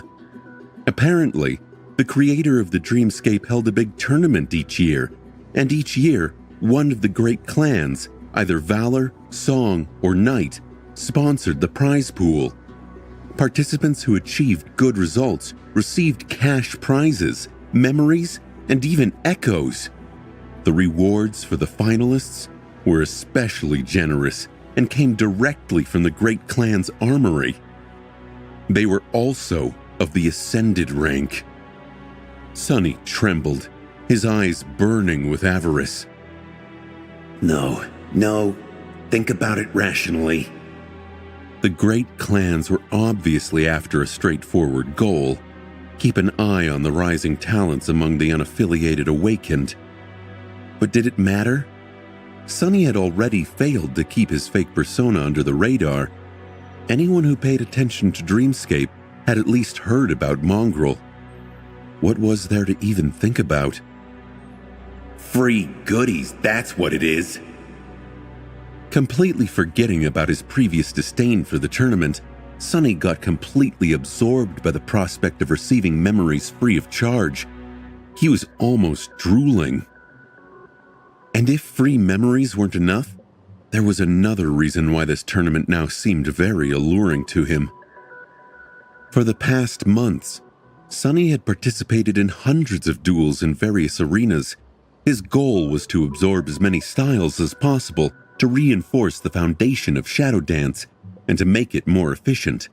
This way, he hoped to achieve the next level of mastery over his elusive battle art. Not all battle styles were created equal. Some were simple and straightforward, while others were complex and unique. The more unique a style was, the harder it was for Sonny to gain insight into its principles, but also the more rewarding. Each challenging style he encountered pushed him to the limits of his ability, forcing him to evolve his own technique in unexpected ways. It wasn't just about winning. It was about understanding, growing, and refining his skills until every move he made was flawless. It was not like he had a magical ability to peer into the very essence of a style. This ability of his was more or less mundane, based on his own talent, mastery, and sensitivity to shadows. So, he had been working diligently to create a sizable library of simpler styles, which would, in turn, improve his capacity to discern the patterns of more complicated ones with sufficient speed. After all styles were constructed out of the same basic elements. The more basic patterns he knew, the easier it was to understand various styles on the fly. However, the quality of his opponents in the Dreamscape arenas was not that high, for obvious reasons. True talents had better things to do than play games. Most of them also belonged to legacy clans who lived by a different set of rules. In the world of legacies, strength and talent were not something to boast about. Renown only served to make the enemy aware of your weaknesses. In that regard, hidden tigers of the legacy clans were very much like Sunny, remaining in the shadows until it was time to deliver a lethal strike. That was why his progress had stalled lately. These days, the only worthy opponents he could find were a few rare eccentrics and a rare gem here and there, not nearly enough to satiate Mongrel's hunger for a variety of distinct battle styles. What's more, at the highest levels of awakened battle skills, styles were not only about physical movements and mindset anymore. They weaved unique patterns of essence control into the technique too, which Sunny couldn't perceive and was only able to infer from indirect clues. Sadly, he wasn't exposed to a lot of opponents practicing such styles in the arenas. However, the tournament was going to change that. With the valuable prizes added into the mix, people who would usually not waste time in the dreamscape were bound to show up, lured by the scent of rare memories and echoes. Even people from lesser legacy clans would, without a doubt, be tempted to participate. A powerful ascended weapon or armor could change their lives too. So, Sunny could kill two birds with one stone, compete for these prizes, and enrich his library of styles at the same time. Forget it. I'd be a fool to miss this chance. Even knowing what a headache it would be to bring even more exposure to Mongrel, Sunny couldn't let such an opportunity go. Plus, he had some free time while Effie and Kai were traveling in the Chained Isles. Scrolling through the feed, he started reading everything he could find about the upcoming tournament. Several days later, Sunny locked the door of his house, descended into the basement, and approached the Dreamscape pod. As soon as he entered the fake black void, the familiar pleasant voice greeted him. Welcome back to the Dreamscape, Challenger Mongrel. Sunny didn't pay attention to it and briefly looked at his status. Mongrel. Victories, 813. Defeats, 0. With a quiet sneer, he turned to several images floating in the boundless darkness in front of him. These were the arenas he had access to, and by now, there were significantly more of them than had been there at the start. Today, however, the list looked different. The images of the arenas were pushed to the sides, and now a new one appeared in the very middle. It was completely white, with the golden shape of an olive wreath depicted beneath two shining words. Dream Tournament. Sunny lingered for a moment, summoned the mantle of the underworld and Weaver's mask, then stepped toward the image, steeling himself for the unknown. Victory or defeat awaited, but either way, the path ahead promised to be unlike any before.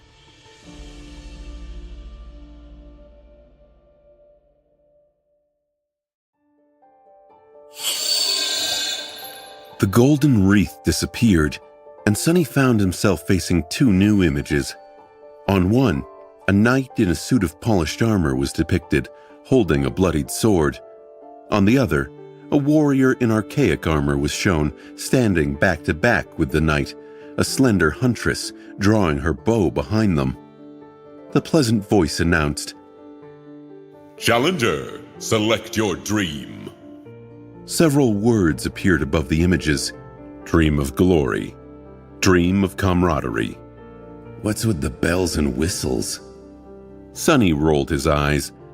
The choice was very simple. One image would send him into the individual competition, while the other was meant for cohorts. The Dream Tournament was basically two separate tournaments happening at the same time. This way, those awakened who didn't have combat aspects could also participate and earn rewards. It was a good system. Sunny had no intention of searching for a cohort, So he simply chose the image of the lonely knight and closed his eyes. Unlike the usual Dreamscape duels, the tournament included various battle modes. It was also broadcast and held on a schedule, so he had to wait for the first qualifier round to start. Standing in the darkness, Sonny couldn't help but feel a little excited.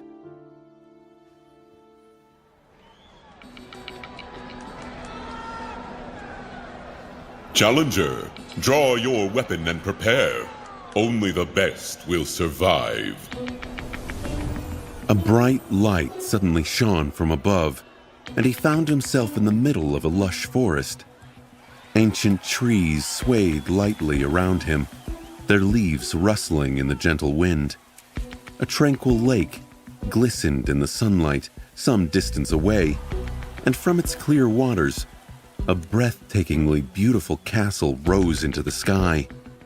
The castle was built out of gray stone and was as large as a city. Its ancient walls were scarred by 1,000 sieges that it had withstood. Still, those scars could not diminish the ethereal beauty of the great fortress. The arena was vast and encompassed all of the forest. There was no other awakened near Sonny, and for a good reason. The qualifying rounds of the Dream Tournament were held in the form of a grand battle royale. 1,000 challengers were sent into a large environment, and only the last one standing would be allowed to move on. Depending on their performance, a few more people could also gain entry into the tournament, but the only concrete method to qualify was to be the sole survivor. This was a necessary measure implemented in the last few years because of the sheer amount of participants. Arranging and broadcasting so many individual duels was not very practical or profitable, especially considering that most of these awakened were not very skilled. The Battle Royale was meant to weed out the weak and create an exciting show for the viewers. Sonny knew this, of course, but had done some research in the past couple of days. He didn't need the research to recognize where he was, though. Wow, it's even more beautiful in real life. Who didn't know Bastion? This year, Clan Valor sponsored the tournament, so the arena was designed to resemble the seat of their power, Great Bastion, one of the 3 most populous human citadels in the Dream Realm. Sonny had never been to the ancient castle, but its image was ubiquitous in popular culture. He recognized it instantly. So, this must be the Lake of Bones then. And all around him was the ancient cursed forest that Anvil of Valor had destroyed. These days, of course, the landscape surrounding Bastion was very different. Instead of a lush forest, it was surrounded by a sea of ash and charred remains of the dreaded Titan, with human forts built here and there to repel powerful nightmare creatures from wandering close to the citadel. But thanks to the dreamscape, Sonny got to enjoy the way this place had looked before, vibrant and pristine. The only difference was that there was no harrowing darkness hiding behind the veil of false tranquility. Ah, how nice. Compared to the Chained Isles, it was a nice change of pace. Just as he thought that, the voice of the dreamscape suddenly announced, Challenger Mongrel number 19 was eliminated. Sonny tilted his head. Well, that was fast. Also, what's up with that alias? Shaking his head, he commanded the Soul Serpent to assume the form of the Odachi and calmly headed deeper into the forest. It was time to start hunting.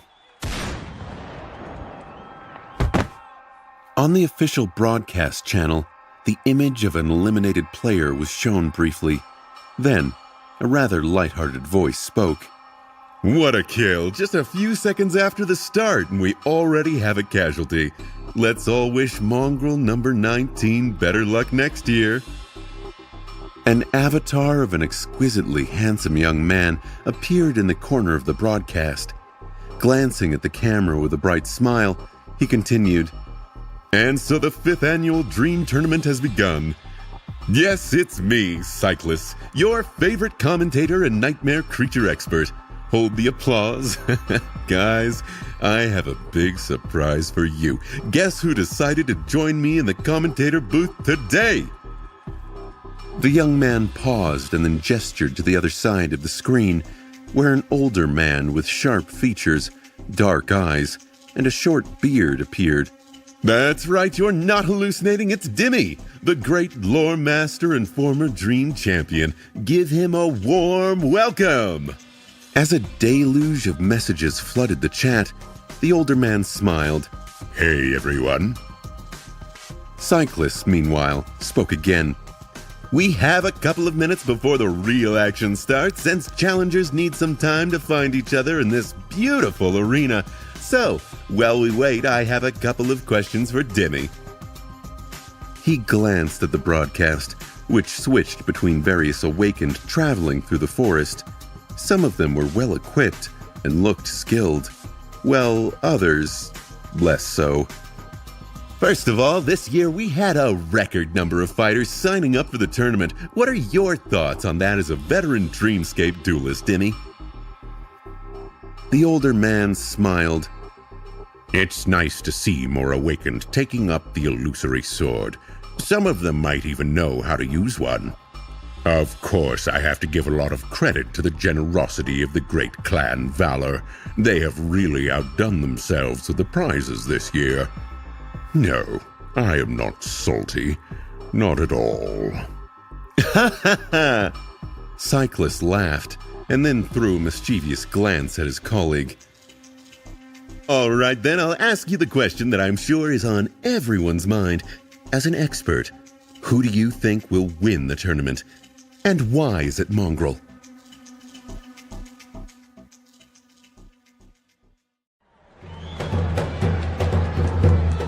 As soon as the commentator mentioned Mongrel, the feed changed to the image of a menacing figure in black armor, calmly walking through the forest, the blade of the infamous Odichi resting on its shoulder.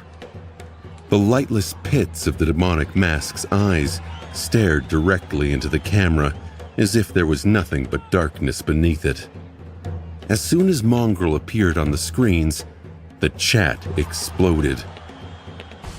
"Yes, it's Mongrel!" Hail to the Lord. "Huh? Who is Mongrel?" You mean hail to the lady? Dimmy laughed.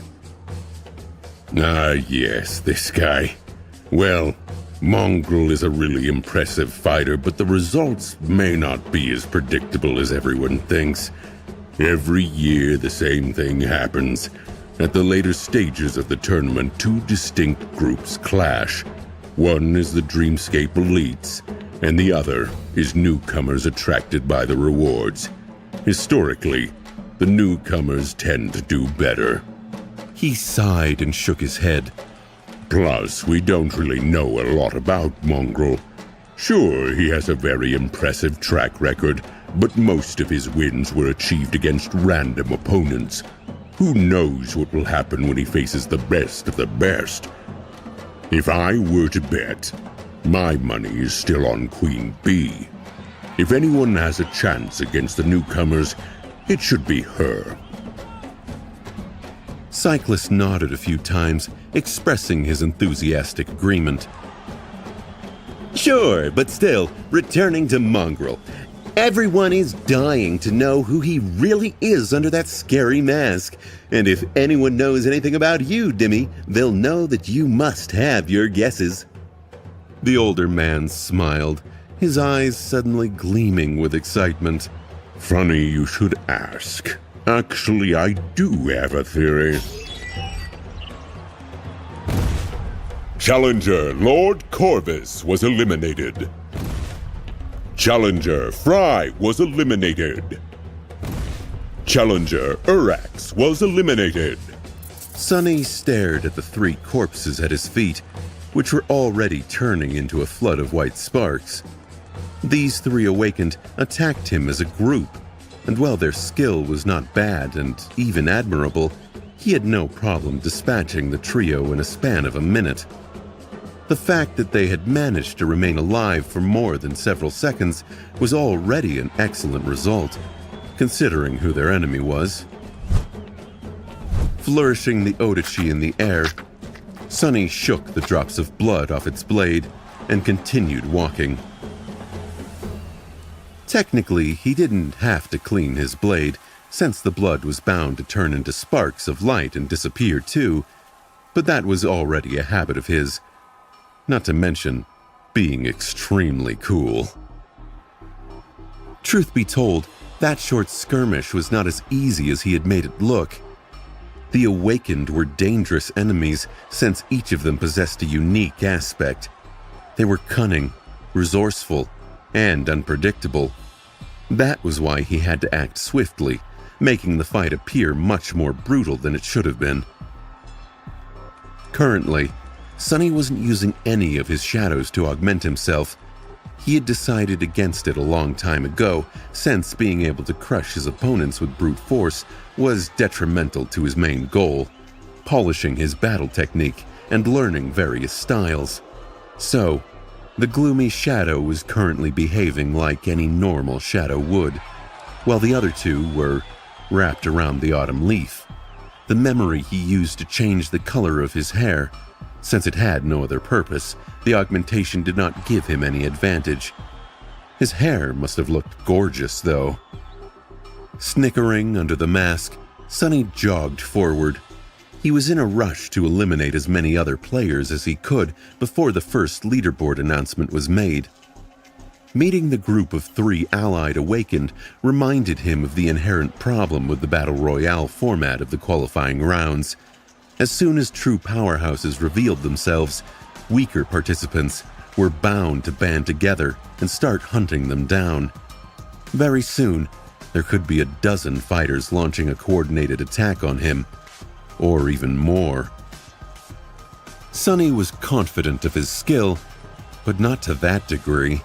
Even for a battle-hardened veteran like him, someone who had spent hundreds of days fighting for his life in the darkest depths of the Dream Realm, such a fight would not be easy. This battle royale is going to be much more intense than I had expected. Before Sunny could finish this thought, an ancient tree next to him suddenly exploded into a cloud of splinters, and something sharp shot at him with incredible speed. Cursing, he dashed to the side and barely dodged out of the way. The next moment, a giant arrow whistled past him and embedded itself into the trunk of another tree, its trembling shaft as long as he was tall. Sunny rolled over his shoulder and glanced at the arrow, then lunged into a sprint. Curses! A sniper! A second later, another giant arrow fell from the sky, almost skewering him to the ground. Sunny gritted his teeth and continued running. On the countless screens, an image of a broad-shouldered young man was shown, drawing the string of an oversized bow. His mighty muscles strained, and when he released the string, a thunderous sound rolled down the slopes of a tall hill the archer was standing on. Meanwhile, the 2 commentators were not paying him attention whatsoever. And so I can say without a shadow of a doubt that Mongrel is not, in fact, one of the Forgotten Shore survivors, but actually the son of the secret child of the legendary Nightwalker, the founder of the House of Night. Well, this is my theory anyway. Cyclist glanced at Demi with a wide smile and then turned the conversation back to the skirmishes in the ancient forest, which were starting to happen more frequently and grow in intensity. Is that so? Well, that secret grandchild seemed to be in big trouble. Despite Mongrel's savage victory over the 3 other challengers, now he seems to be in the crosshairs of one of the newcomers you spoke about earlier. Let's take a look.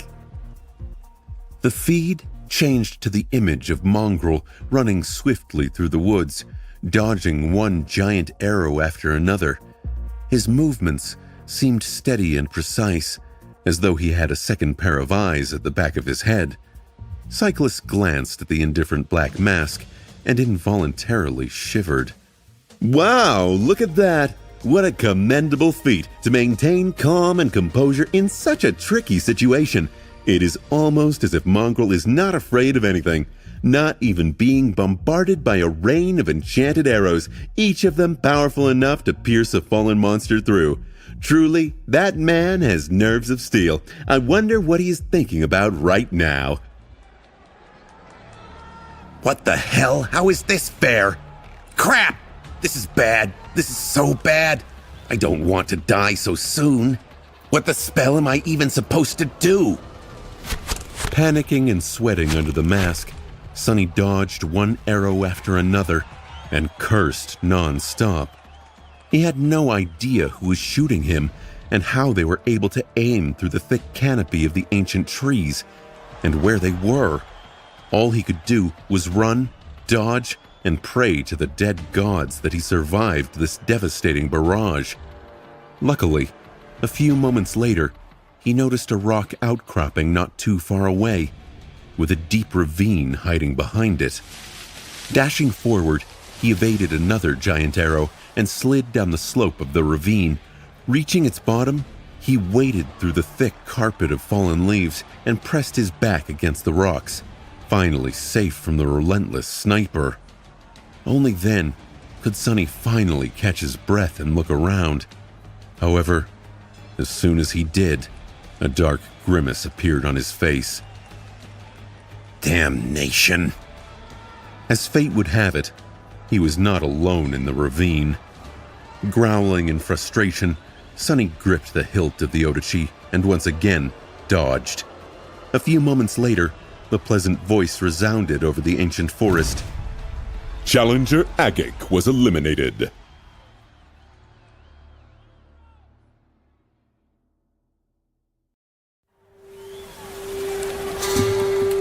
Sonny remained in the ravine for a few minutes, considering his options and hoping that the unknown archer would have to shift to another target.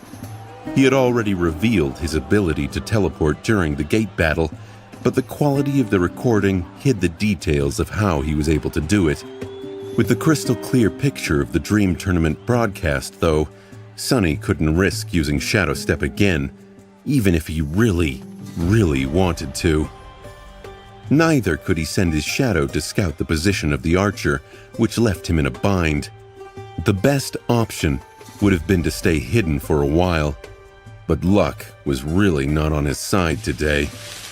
Shortly after he had defeated the other awakened, taking shelter in the ravine, the sound of the rustling leaves suddenly changed, and an ominous darkness suddenly moved between the roots of the ancient trees.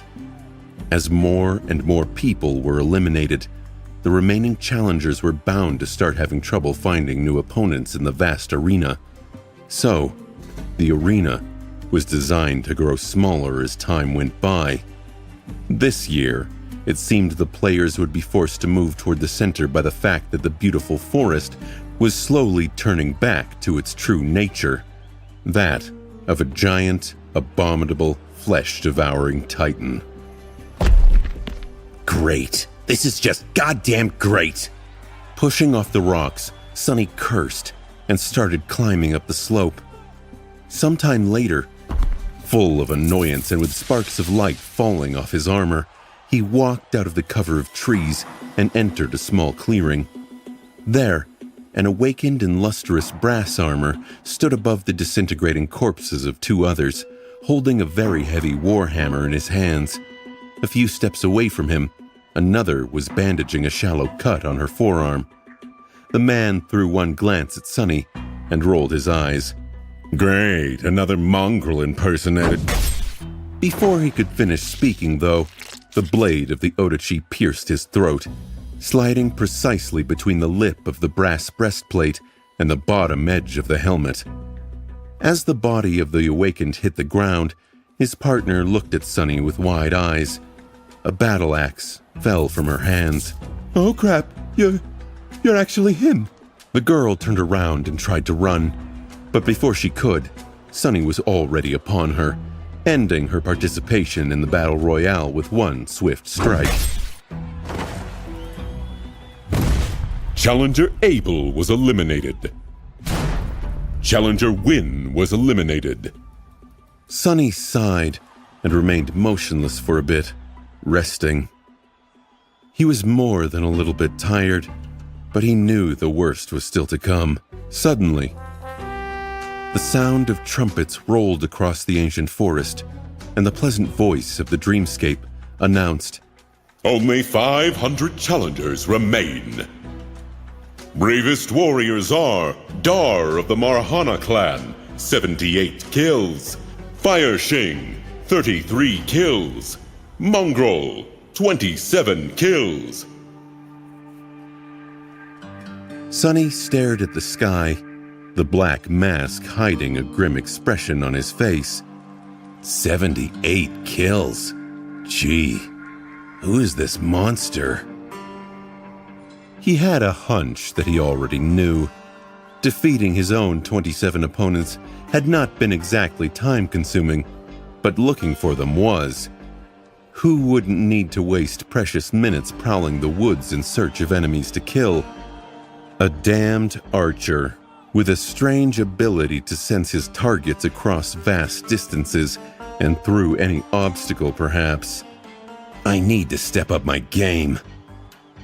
It wouldn't do for Lord Mongrel to lag behind some legacy prince. As if to answer his thoughts, a dozen figures suddenly appeared from behind the trees surrounding him.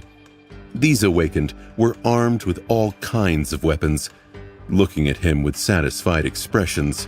It seemed that they had planned this ambush really well. Sonny had nowhere to retreat, and no chance to escape. And since the midway results had been announced just a few seconds ago, it was obvious that there was at least one person with some sort of clairvoyant ability among them. Otherwise, no one was supposed to be able to pinpoint his location this early in the battle. What else did this bastard know? Sonny sighed. One of the ambushers took a step forward and smiled. Sorry, Mongrel. All of us here really respect you, especially after you risked your life to hold that gate. But those Valor weapons are just too sweet, and we need to think about ourselves. No hard feelings. The menacing figure in black armor stared at the young man for a few moments, and then an elusive but strangely familiar voice resounded from beneath the fearsome mask. None whatsoever. Inwardly, though, Sonny was not at all calm. Bastards, lowlifes, scoundrels, 12 against 1? Where is your shame, thugs? Come here then, you damned cowards. I'm gonna kill you and then your grandmas. Just a moment later, the ambushers obliged his thoughts. All kinds of aspect abilities activated at once, turning the small clearing into a ferocious storm of deadly elements and steel. Shit! Oh no, it seems like Mongrel is in trouble. Cyclist glanced at the sea of outraged comments and then back to the broadcast. Both he and Dimmy were glued to the screen, even forgetting to do their job and fill the silence with informative or entertaining chatter. The scene in front of them was just too terrifying. Just a moment ago, they saw a lone figure in black armor standing motionlessly in the center of a bright clearing, staring at the 12 ambushers surrounding him with cold indifference. Mongrel's voice sounded from the speakers, strangely dark and ethereal. None whatsoever. And then, everything exploded in a brutal symphony of violence. The ambushers attacked without wasting even a second, their assault deadly and well-coordinated. Cyclist couldn't help himself from cheering Mongrel on. Come on, Mongrel, use your spatial aspect! From what he could see, this was the only chance the demonic swordsman had to escape. However, as a fan himself, Cyclist knew that Mongrel never used his aspect in the dreamscape, as if it was somehow beneath him. Mongrel only ever relied on his sword, his skill, and his unadulterated technique. And this time, too, the mysterious warrior refused to compromise his unassailable noble principles. Instead of activating his ability, he simply lunged at the enemies without fear or doubt. Then, something strange happened.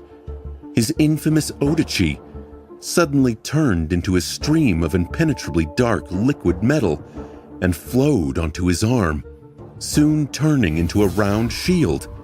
With that shield, Mongrel deflected an incoming javelin, then twisted his body, dodging a hail of razor-sharp wind blades, and dove into an immolating stream of fire that one of the awakened breathed out of her mouth.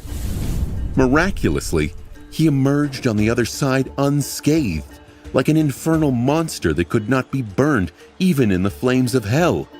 The black armor reflected the crimson flames somehow, becoming even more menacing. In the next second, Mongrel's spiked gauntlet connected with the face of one of the ambushers. It was as if the poor man was hit by a mountain. His skull caved and then exploded, the lifeless body folding as it flew to the side and turned into a rain of sparks. What happened next could only be described as pure carnage.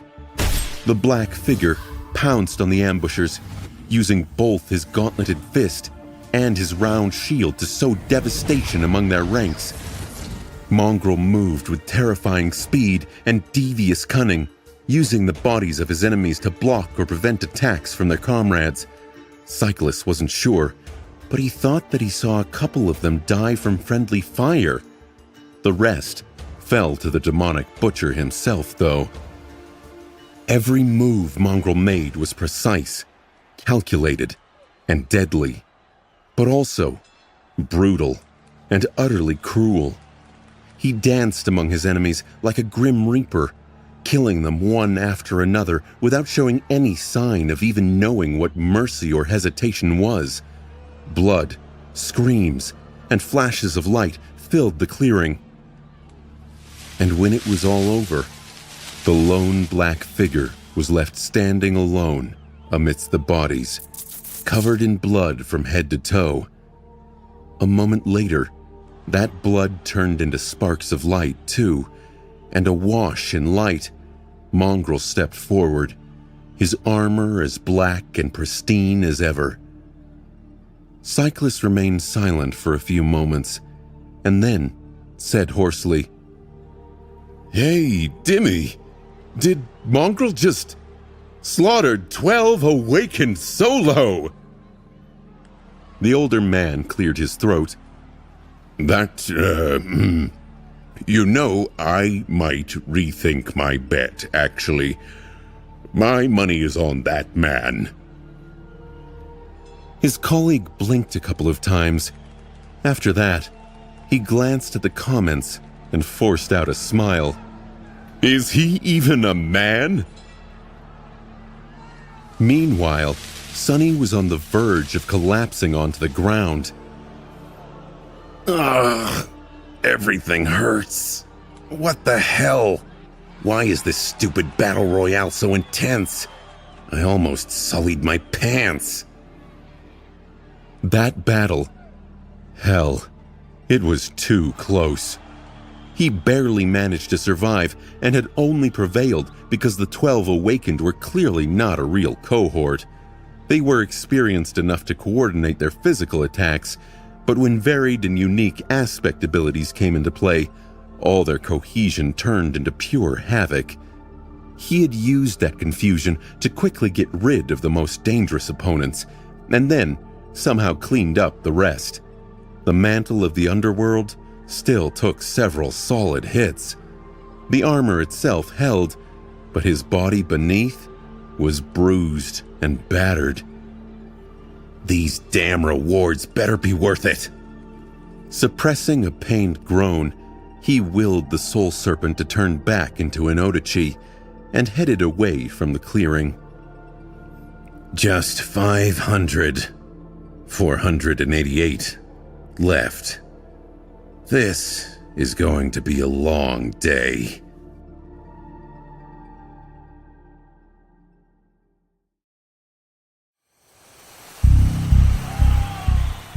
A triumphant sound of trumpets resounded above the ancient forest.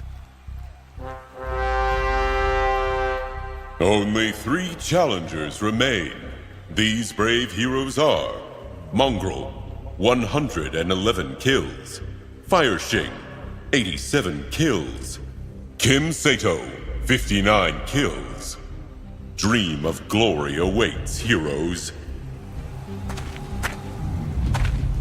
Sunny dragged his tired body out of the forest, feeling the ground under his feet shift and tremble. At this point, the Titan was almost fully awake, and no part of the arena was safe.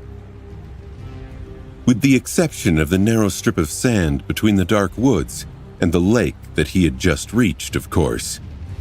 Sunny walked into the shallow water and stopped, using the soul serpent to support himself. His breath was ragged and hoarse, and there were several dents on the onyx surface of the mantle of the underworld. Almost at the same time, 2 more figures emerged from the darkness of the hungry forest. One was an attractive young woman with broad shoulders and an athletic build, her long auburn hair gathered in a ponytail. She was wearing a modest red tunic, her torso protected by a leather cuirass, and wielded a light spear. Her blue eyes were tired, but clear, full of intensity and focus. The other was a man in heavy armor, carrying a great sword with its blade inscribed by a complicated weave of runes. His face was hidden behind the visor of a helmet, with only calm, cold eyes visible in the narrow slit. His steps were confident, but a little unsteady, betraying a dire level of exhaustion. This must be Fireshing and Sato. The mighty archer had not made it. Sunny could only guess what had happened to him, but the most likely scenario was pretty obvious. The powerful legacy must have run into an ambush similar to those Sunny himself had encountered, only with a much less happy result. Well, that was life. Dar of the Maharana clan had paid the price for daring to stand out too much without having enough power to answer for such audacity. On one hand, it was not very fair as far as tournaments went. On the other hand, when was anything ever fair? Sunny much preferred to stay in the shadows, even if this damned persona of his had somewhat failed to help him in that regard. Coincidentally, none of those who had conspired to form a group had made it this far as well, and with a good reason.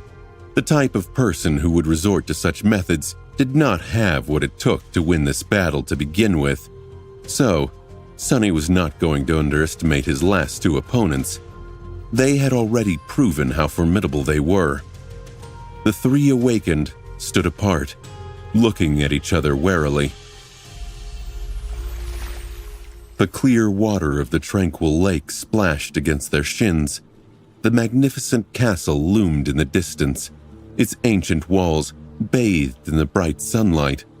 The vista was beautiful and peaceful, but the air was practically crackling with tension. After a while, the man in a suit of heavy plate armor turned to the fierce young woman and said hoarsely, "Let's deal with that demon together. We can decide who wins between the 2 of us after that thing is eliminated." Sunny rolled his eyes. Wow, how unexpected. He gripped the hilt of the soul serpent, preparing himself for a tough fight. To his surprise, though, the young woman shook her head and said simply, a clear expression of disdain appearing on her freckled face, "No." Sunny raised his eyebrows. "Huh, such nobility. Gods, what an idiot. What a fool." The man called Sato laughed, and then glanced at Mongrel. How about it, Mongrel? Same offer. Let's take care of the girl first and then have a proper duel. You and I. Or is it beneath you? Sonny gritted his teeth. Under his mask, he was practically snarling in disgust. However, he had no choice but to say, It is. Curse it. This damned mask. he couldn't speak the truth. Did he really think that offer wasn't beneath him? Wasn't it? Sonny was exhausted. Part of him wanted to take it. Saito shook his head. Young people these days. So naive. Has the dream realm taught you nothing? Sonny raised the Odachi and grinned. It taught me everything. With that, he shifted his weight and prepared to dash forward. The time for words was over. The other two also understood that, and in the next moment, the calmness of the clear lake was instantly no more. What the? As soon as Sonny moved, a powerful explosion thundered, and he was thrown into the air by the devastating shockwave. Landing in a roll, he hurriedly slotted the memory of fire into the mantle and rose just in time to see a massive fireball dissipate into the air.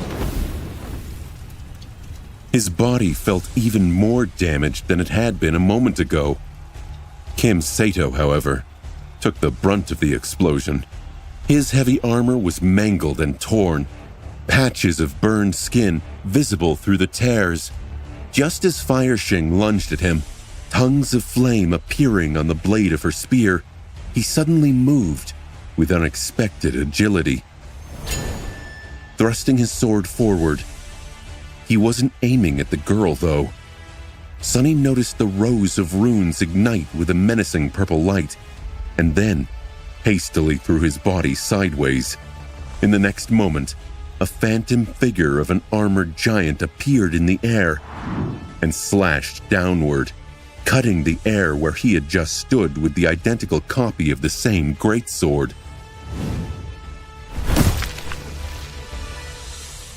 What a powerful memory! Since both of his enemies seemed to possess deadly means of range attack, he had no choice but to close the distance. Luckily, Sato was already entangled with Fire Shing, who raised a barrage of lightning-fast but precise and deadly strikes on him. It was as if the young woman was dancing, her auburn hair and red tunic flying through the air like tongues of wild flame. Interesting style. I should leave her for last. The man, meanwhile, didn't try to evade the burning spear, and instead turned his body swiftly, making sure that it struck the undamaged parts of his armor. Despite being mangled by the explosion, the heavy armor held, betraying the fact that it, too, was a memory of considerable power. It didn't matter, though. A moment later, Sonny was upon them and joined the fight. The dark Odachi united with the flaming spear and a runic greatsword to sing the Song of Steel. A few minutes later, the voice of the dreamscape spoke again. Challenger Kim Sato was eliminated. Challenger Fire Shing was eliminated. Challenger Mongrel is victorious. Glory to the victor. As blood turned into a flood of sparks, and the waters of the tranquil lake became clear once more, triumphant music thundered from all sides. Hidden behind the black mask, Sonny grimaced and suppressed the desire to plug his ears. What's with this terrible noise? That was way too hard. Unbeknownst to him, the network was already exploding with countless articles, all titled more or less the same. No hard feelings. Lord Mongrel easily defeats 1,000 awakened.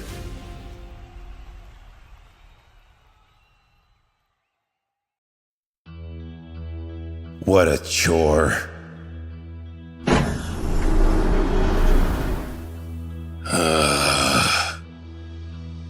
Sonny dragged himself out of the dreamscape pod and sighed.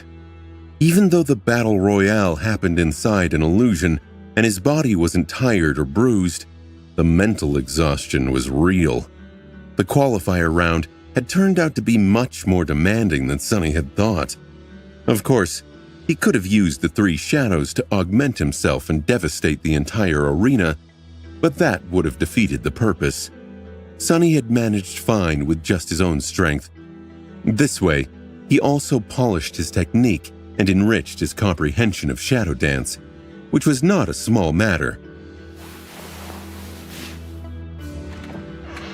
Putting on some clothes, he returned upstairs, sprawled on the sofa, and then looked at his communicator.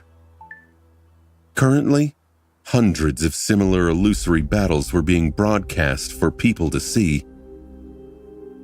Some were already close to a conclusion, some were in the thick of bloodshed, and some were only just starting.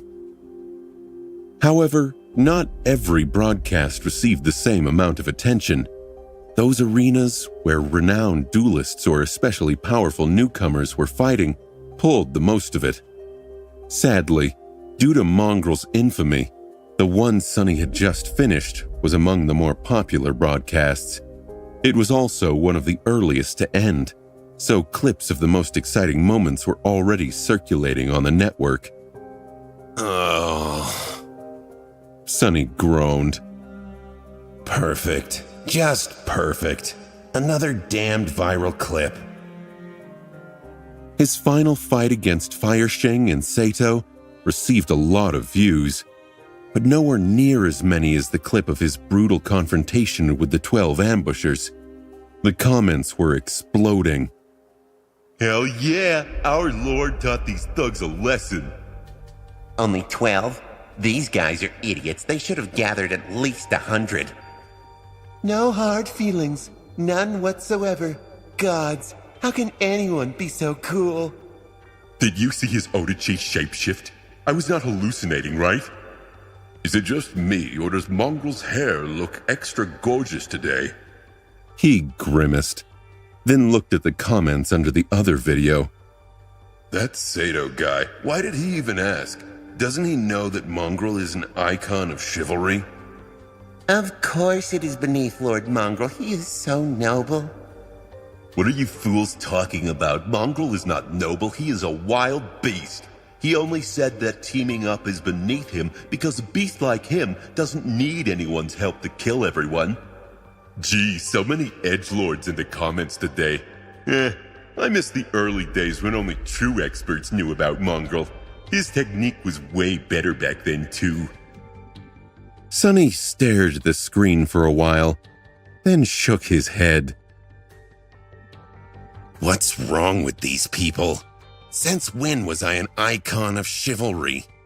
Wait, what does chivalry even mean? He shook his head again, then switched to the official feed and looked up the results of his match.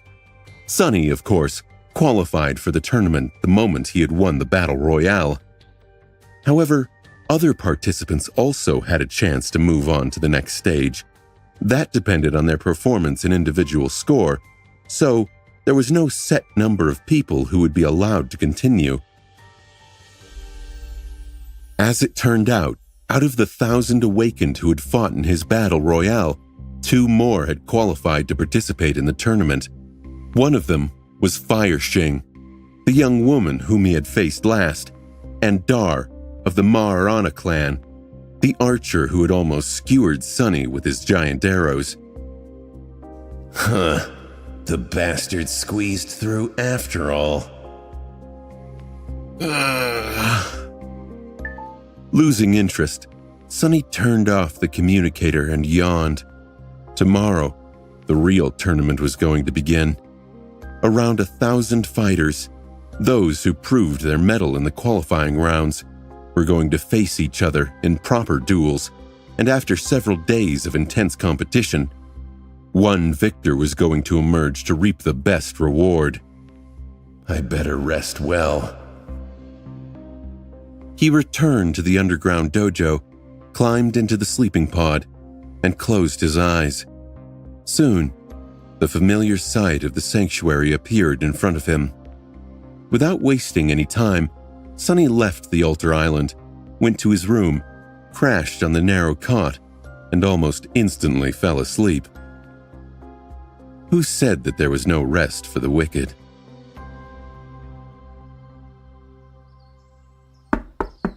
The next morning, Rain appeared at his doorstep for the training session, punctual as ever. Luckily, the tournament would not start until noon, so Sonny didn't have to find an excuse to cancel their lesson. Not that he would. This was much more important than some stupid tournament.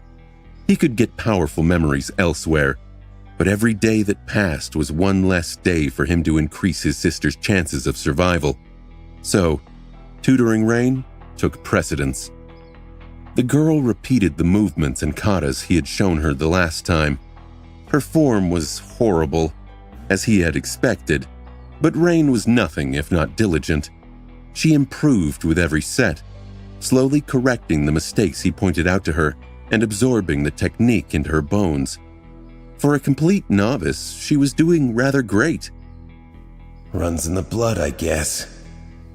Making sure that she couldn't see, Sonny faced away and grinned. At that exact moment, his communicator received a message. After looking at it, his mood improved even further. The message was from Eiko, informing him that the soul shards he had received from the Wormvine were finally sold. Transcendent shards were infinitely more precious than those of lesser ranks, not only because they stored more essence, but also because there were aspect abilities and spell tech applications that depended on the quality of the raw materials used. So, Sonny just became considerably richer.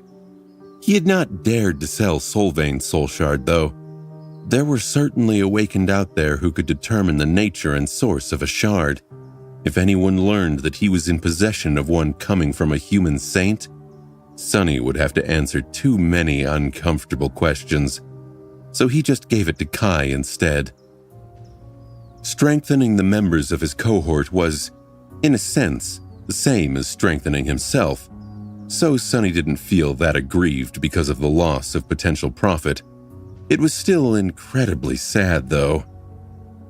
After the training session was over, he made a tasty breakfast for himself and Rain. The girl was as hungry as a wolf, so she destroyed the contents of her plate in record time. When she was almost done, Sonny glanced at her with an incredulous expression and asked neutrally, Has that tournament of yours started? Rain swallowed the last bite and smiled. The Dream Tournament? Yes, the qualifying rounds were yesterday. He took a sip of tea, acting indifferent. Oh, really? Right. I think I saw some clips on the network. Did you? She nodded. Yeah. Sonny lingered for a bit, then mentioned as if he just happened to think about it. I hear that mongrel guy is quite good. Rain scoffed. Sure, I guess. But I don't like him. Sonny almost choked on his tea. What? Why? It took a lot of effort to keep his voice calm and conversational. Why don't you like Mongrel? Mongrel is awesome. He defeated 12 Awakened solos, you know. The girl simply shrugged. I don't know. He just seems pompous. And who does he think he is going around teaching people how to live? Plus, what's up with that mask? A good person wouldn't have to hide behind a mask, that's what I think. Sonny glared at her with a bit of resentment, then forced out a smile. Well, I don't know. The mask is a powerful memory for sure. And he probably doesn't even want to teach people anything. At least, that is my impression. Rain frowned. Plus, he caused so many problems for Knight. If he had the tiniest bit of conscience, he would have come forward and refuted those ridiculous rumors. But I bet that he doesn't. Sonny's eye twitched. Aha! So this is the root of all this. Just you wait, Kai. I'll repay you for this one day. He slowly took another sip of tea and asked, hiding his outrage. You seem to know a lot about that tournament, huh? I thought you weren't very interested in that kind of stuff. Rain sighed. I'm not. I just thought that maybe I'll see that awakened again. The woman who saved me. But she's not participating. Sonny wanted to say something, but before he could, the girl added, Well, of course. A true awakened like her would never waste time on something frivolous like this. She's probably doing something important, exploring the dream realm to help humanity, protecting people from nightmare creatures, stuff like that, you know? Sonny smiled. That is certainly a possibility. Wait, what do you mean a true awakened wouldn't waste? Didn't you suggest that I participate in that tournament? Rain looked at him as though he was stupid. That's you, and that's her. What kind of question is that? By the way, what time is... Oh, goodness! I have to run. With that, she hurriedly waved Sonny goodbye and dashed to the door, leaving him completely stunned. What the hell is that supposed to mean? That's me and that's her? He remained motionless for a while, then slowly closed his mouth and looked at the time. As it turned out, he had to hurry too. The tournament duels were about to begin. Walking toward the elevator, Sonny was seething with anger. That's me. Well, of course that's me. I'll show her. Hell, I'll show all of them. I mean, Mongrel will. Curses.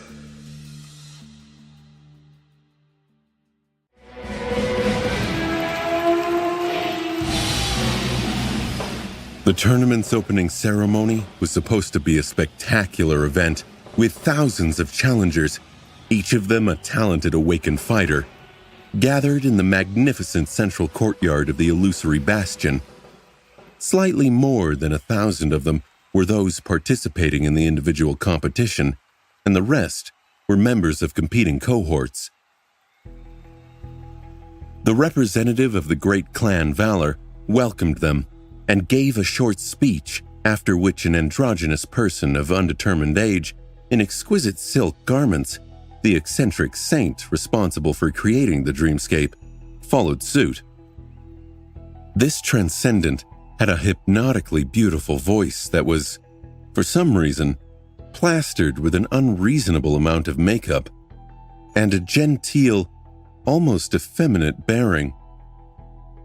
If Sonny had been there, he would have recognized their pleasant voice as the one who had read all the announcements in the dreamscape. But he wasn't. Why would he waste time on these theatrics? He skipped the speeches, the performances, the incredible montage of the most exciting moments from the battles of the previous day, and even the event that everyone had been waiting for with bated breath. The formation of the tournament bracket that would determine who would face whom and in what order. Sonny didn't care who was going to fight him. He just wanted to kill somebody as soon as possible. With each round of duels, half of the participants would be eliminated. That meant that he had to win 10 consecutive fights to receive the best reward. Of course, it wasn't an easy task. By now, no amateurs remained in the tournament. Every single one of the 1,000 challengers was a formidable warrior, and by the end of it, only true talents would remain. It was also a perfect chance for him to try and learn their polished battle styles. Sonny waited until the bracket was almost complete and finally dove into the dreamscape. The menacing black figure of Mongrel appeared among the crowd of challengers, causing a bit of a stir. Immediately, those closest to him began to whisper, Hey, it's him. Man, the bastard is even scarier in real life. That scene from the montage? Gods, I'm so glad we entered the tournament as a cohort. What's the big deal? I hope I draw him as an opponent. Crushing this wannabe should be fun. Ignoring the whispers, Sonny looked around with curiosity. He wasn't interested in the people gathered around him, but in the courtyard itself. This was his first time inside Bastion. Well, an illusory version of it. Still, he couldn't help but feel a bit of awe. This was a legendary place, one of the earliest citadels conquered by humans, their greatest foothold in the Dream Realm, the seat of a great clan's power, and the former stronghold of one of the daemons. It was like he was part of history. Sonny's curiosity didn't last long, however. It was quickly drowned by anger and annoyance. That girl. What does she even know? His hands were itching to slaughter someone. Finally, the bracket was complete. Sonny didn't bother to study it and just prepared himself for battle. A few seconds later, his vision darkened for a moment, and then he found himself in the courtyard again. Only this time, the crowd of challengers was gone, leaving only him and his opponent standing opposite each other. There were flags streaming in the air, and thousands of excited spectators looking down from the stands. They were chanting, screaming, and waving their hands.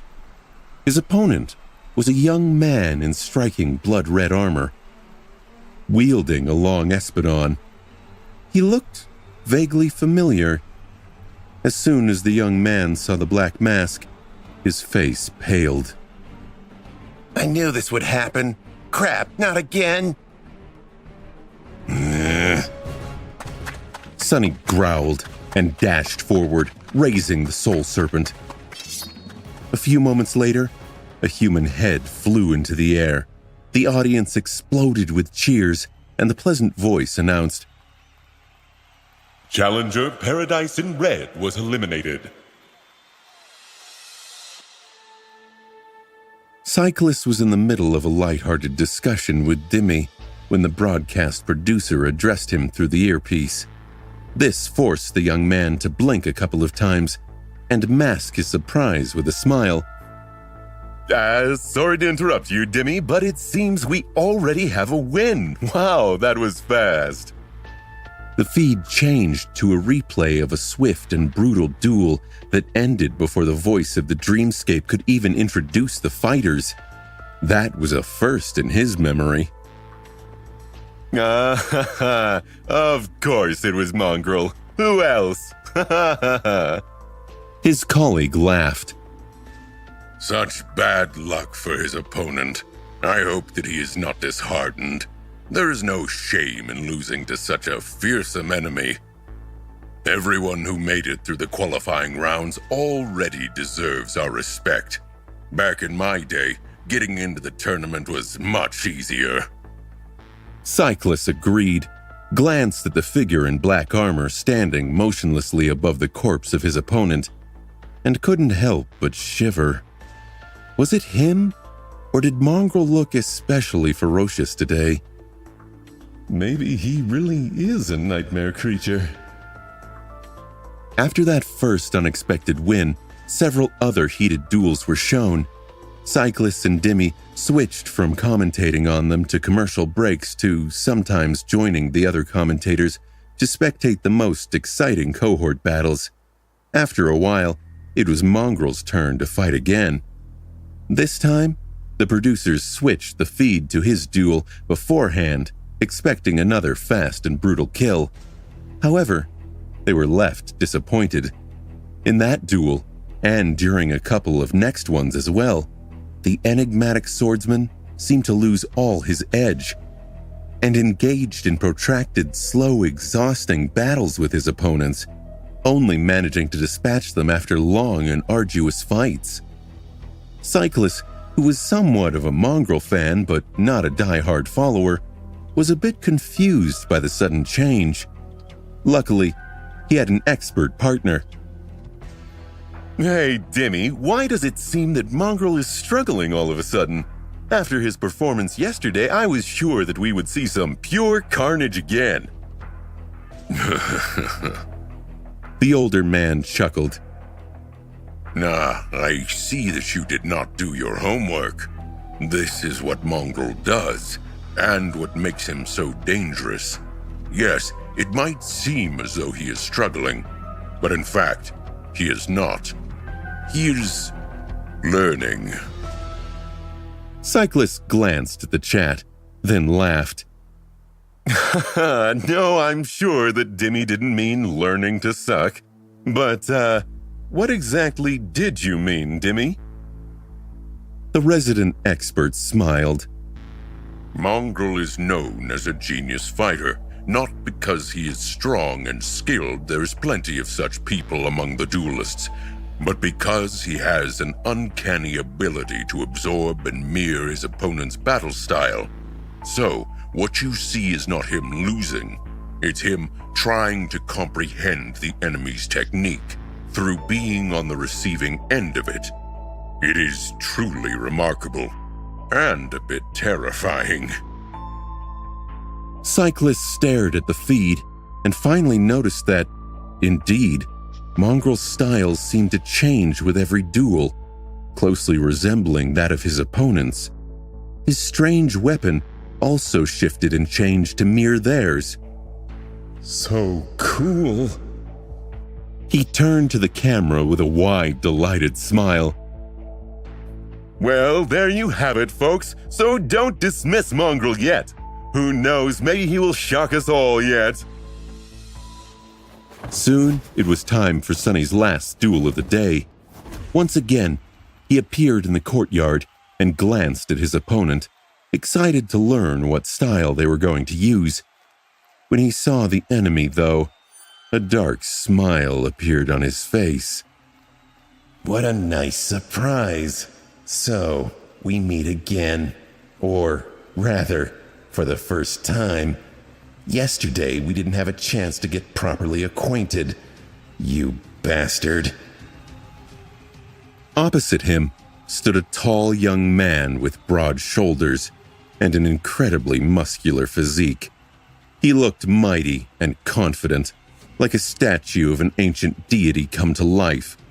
It was the damned archer who had almost sniped him from across the arena during the battle royale. Dar of the Maharana clan, was it? Well, well, let me introduce myself.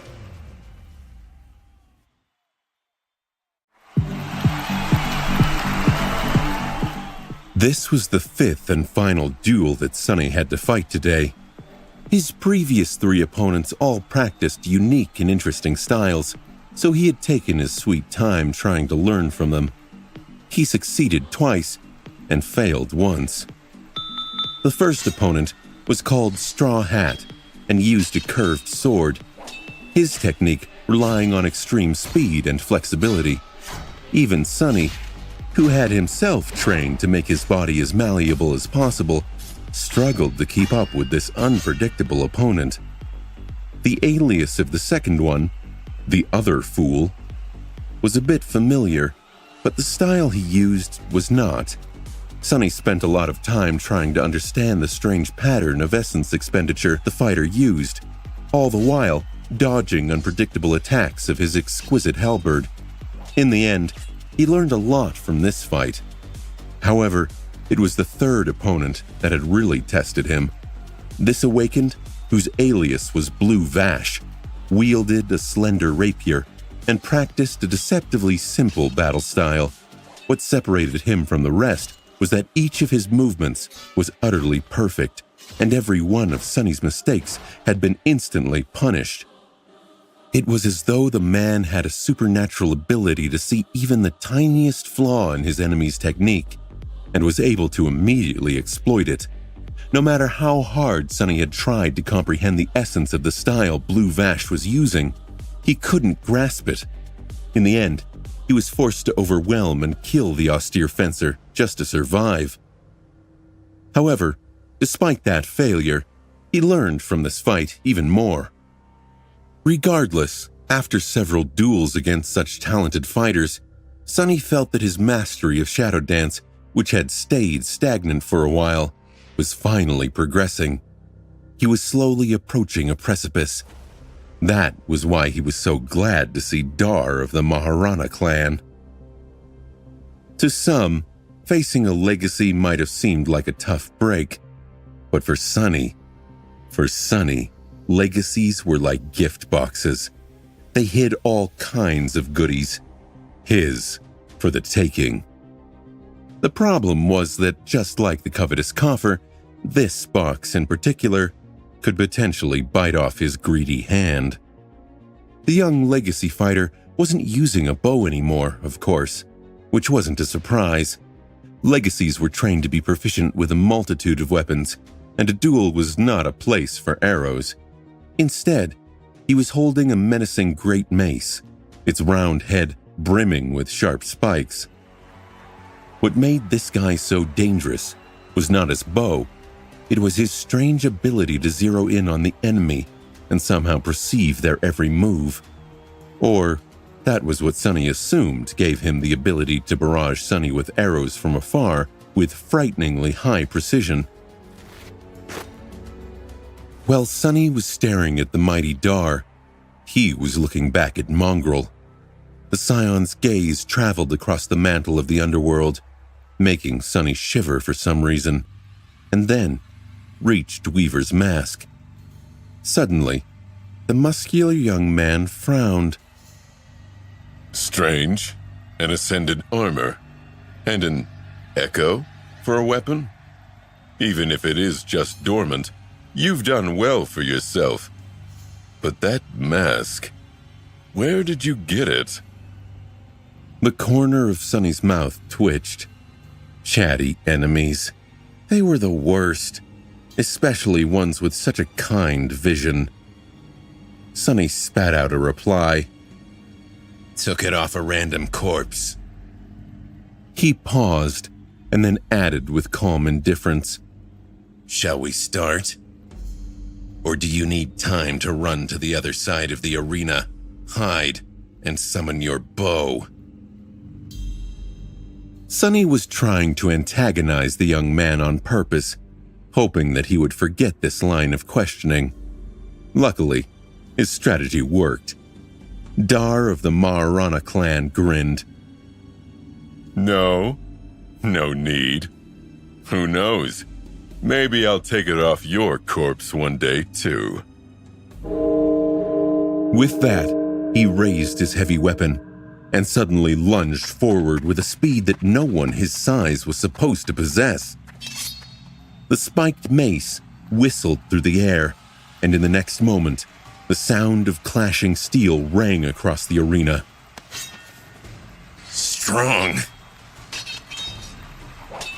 Sunny was thrown back by the force of the impact. His block held, and the Soul Serpent held too. However, he failed to adjust the weight of the mantle of the underworld enough, so his body was pushed back. How the hell is he so strong? I have 3 soul cores, damn it. Dar was much taller, had much more muscle mass, and a much longer reach. He was also a legacy. He could have had many charms and memory enchantments feeding him strength, agility, and resilience. This fight wasn't going to be easy. Before Sunny could even properly land, the mace was flying at his head again. He pivoted on one leg, dodged the spikes, and dashed forward, hoping to close the distance and get up close to the opponent, where his small stature and the shorter weapon would give him an advantage. The Soul Serpent lashed out, aimed at the enemy's heart. Dar was wearing a light leather cuirass that left his shoulders and arms exposed, so Sunny hoped to pierce it with one blow. However, to his surprise, the tip of the Odachi slid off the light leather armor as if it were forged from adamantine steel. Damn legacies. The legacy in question spun his mace, forcing Sunny to retreat, then glanced down at the spot where a tiny scratch was left on his cuirass. When he looked up again, his eyes were full of dark amusement. Not bad. Sonny gritted his teeth. He kept his enraged thoughts to himself. Still running his mouth. Let's see if you have any breath to waste in a couple of minutes. The two of them clashed again, exchanging dozens of blows. Both were strong, fast, and skilled. Neither could easily overwhelm the opponent. This was the second time Sonny had to fight a legacy, third if he counted Nephis. The difference was incredibly obvious. His previous opponents were talented and experienced, but none of them could compare to Dar. This young man was a deadly battle machine, crafted to reign on any battlefield, trained from the moment he had taken his first step to wield weapons of war and destroy his enemies. He was no match for Castor, however, but Castor had never gotten the chance to become an awakened. Once a legacy learned to control the flow of soul essence, their power grew exponentially, which was what Sonny was currently experiencing. Raw power shaped into a deadly weapon by long years of relentless practice and superb skill. And yet, he wasn't worried. Dar was powerful, skilled, and experienced, but he lacked something that people like Sonny had. The memory of fear and bitter defeats, knowledge of death, and a vicious will to persevere. Sonny didn't doubt that the legacy had spent a lot of time in the dream realm battling nightmare creatures, but he doubted whether Dar had ever found himself in absolute despair, having to claw his way back to life. His experience was that of fighting down and not fighting up. As Master Jet would say, he wasn't a killer. But Sonny was. And so, the legacy had already lost this fight, even if he didn't know it yet. He was only alive because his enemy was interested in learning sophisticated battle styles. And there was a lot of sophistication in Dar's aggressive and domineering battle style. Legacies were truly in a league of their own. This was not something that Sonny could learn in a heartbeat. He needed time. And so, their violent duel had turned into a slow but terrifyingly intense battle of attrition. A minute passed, then another, then another. The two fighters were still entangled in a ferocious melee. The spectators were at the edge of their seats, holding their breaths as they watched the incredible spectacle. The direct feed of the duel was gathering more and more viewers. Bastard! How is he doing this? How? Sonny was trying to peer into the core of Dar's style, but failed to understand its essence over and over again. Until... I see. So this is how. It was so obvious. By that point, both of them were exhausted and wounded, the reserves of essence running dry. Sonny had much more left, of course, even though continuously enhancing his physical prowess and using the Feather of Truth enchantment of the mantle was hungrily eating through shadow essence. He had 3 times the capacity. He also had much better control of it, it seemed. All the time Sonny had spent meditating in the sky below had not been for nothing. Feeling the foundation of Shadow Dance grow stronger, Sonny grinned behind the mask and suddenly changed his entire attitude. His movements turned sharper and more aggressive, his demeanor bold and overbearing. The Soul Serpent turned into liquid darkness and then shaped itself into a spiked mace. Dar was thrown off by the sudden change, but only for a moment. But that moment was all Sonny needed. Dodging the enemy's attack before it could even fully manifest, as if reading the Legacy's thoughts, he dove under the strike and delivered a crushing blow of his own. His enemy's leather armor still held, but the bones beneath it did not. Dar's ribcage caved, and he spat a stream of blood. In the next second, another hit connected with his jaw, turning the young man's face into a bloody mess. He fell to his knees and raised a hand, desperately trying to block the finishing blow. The demon in black armor knew no mercy, though. Calmly raising the mace, he brutally brought it down. The crowd let out a collective scream. In the silence that followed, a pleasant voice announced, Dar of the Maharana clan was eliminated.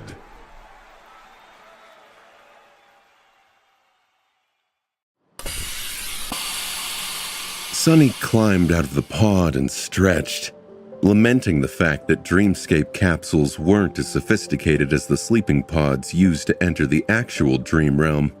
Due to his luxurious metal sarcophagus, he had almost forgotten the rusty feeling of spending too much time inside one of these things. Despite the fact that the duels themselves had not lasted too long, an entire day already passed. Sunny was somewhat tired, but instead of resting, he commanded the Soul Serpent to shape itself into a weapon and walked to the middle of the dojo. He was impatient to cement the knowledge of the battle styles he had absorbed today.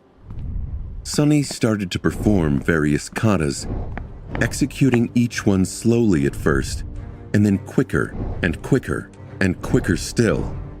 Soon, he moved with incredible speed, his lithe and flexible body almost leaving after-images behind. Lean muscles were rolling under his pale skin, which soon glistened with sweat.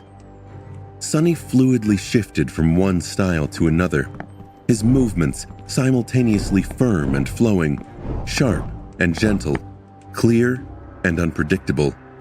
The Soul Serpent flowed from one form to another too, as insidious and shapeless as the person who wielded it. It was as though Sunny was performing a strange, graceful, viciously complicated dance. His three shadows danced with him, moving swiftly on the ceramic plates of the armored floor. If Sunny could look at himself right now, he would be surprised to see that his movements were eerily similar to the dance that the young slave girl had once performed in his dream. But while her movements were beautiful and smooth, his were deadly and sharp. Hers were flawless, while his were slightly crude, as if he had not mastered his art yet. He had come so far, but he still had a ways to go. He still had lessons to learn. What had felt like an unclimbable mountain now felt attainable. But he had treacherous terrain to still cross. I can feel it. The second step. I can feel it, but why can't I reach it? Something is missing. After a long time, Sunny tiredly fell on the cold ceramic floor and remained motionless for several minutes, his chest moving heavily. There was a tired but determined expression on his face. More. I need more. More and better. In the morning, Sunny had some free time before he had to enter the dreamscape again. Making himself a cup of tea, he relaxed in a comfortable chair and took out his communicator. After yesterday, the number of duelists remaining in the tournament had drastically reduced. Now, there were only 32 of them left. Each one was a formidable opponent, so Sunny decided to study their previous fights a bit. Luckily, all the recordings were readily available on the network. Some of the duels were fast, some were drawn out and excruciating to even get through. Damn, some of these people should have just sat this whole thing out. But Sunny knew the prizes were too enticing. He knew even a less experienced fighter could be incredibly formidable with higher level memories. Sunny scrolled through more videos, and the further down he went, the more and more he saw one word, often in all caps: mongrel. Oh, gods. He hit a point in the uploads where it was both video highlights from the Battle Royale and duels, but also fan cams. Fans were cutting videos of him. Some videos were covered in animated hearts, while others were cut with demonic animations and flames. Who even has time to make this?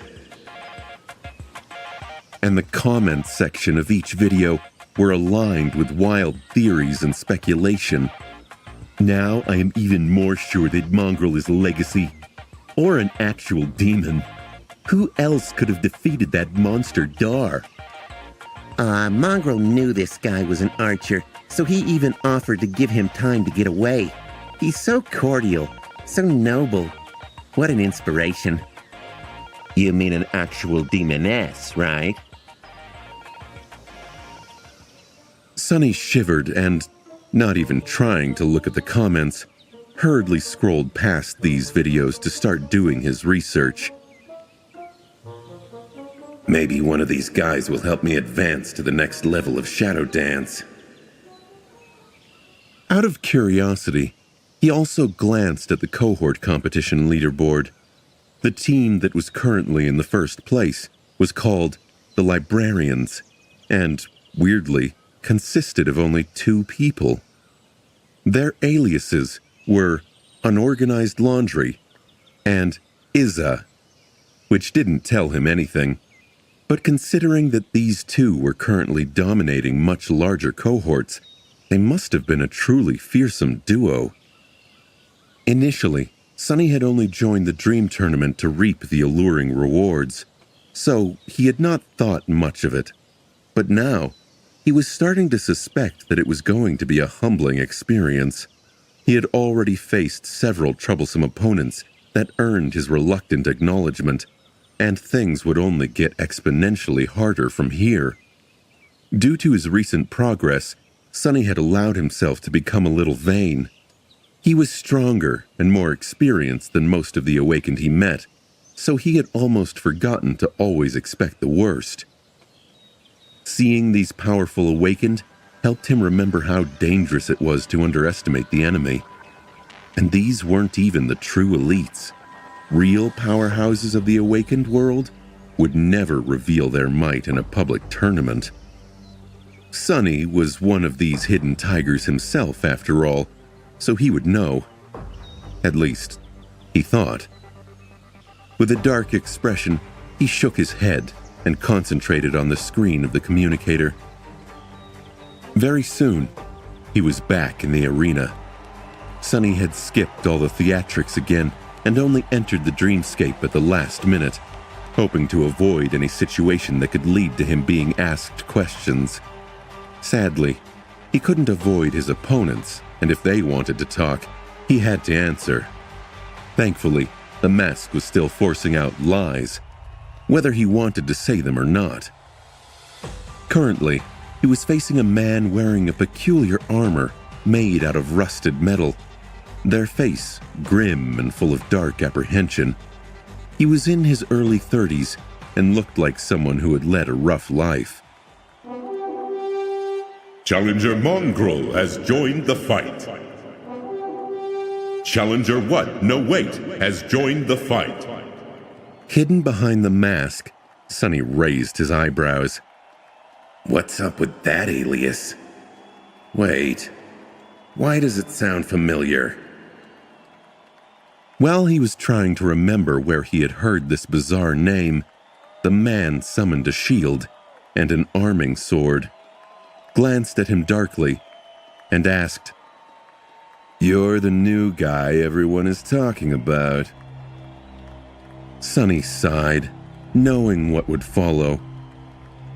No, He responded. His opponent frowned. "Why are you lying?" Sonny rolled his eyes, exasperated by all the talk. However, he didn't want to attack the older man recklessly. His opponent had to be quite powerful to get this far. I am not lying. The man sneered. That's exactly what a liar would say. Do you think I'm an idiot?" Sonny stifled a groan. Gods, can you just attack already? He took a step forward and said, Yes. The older man stared at him for a few moments, his face full of anger and confusion. After a while, he hissed, Brat, you must be courting death.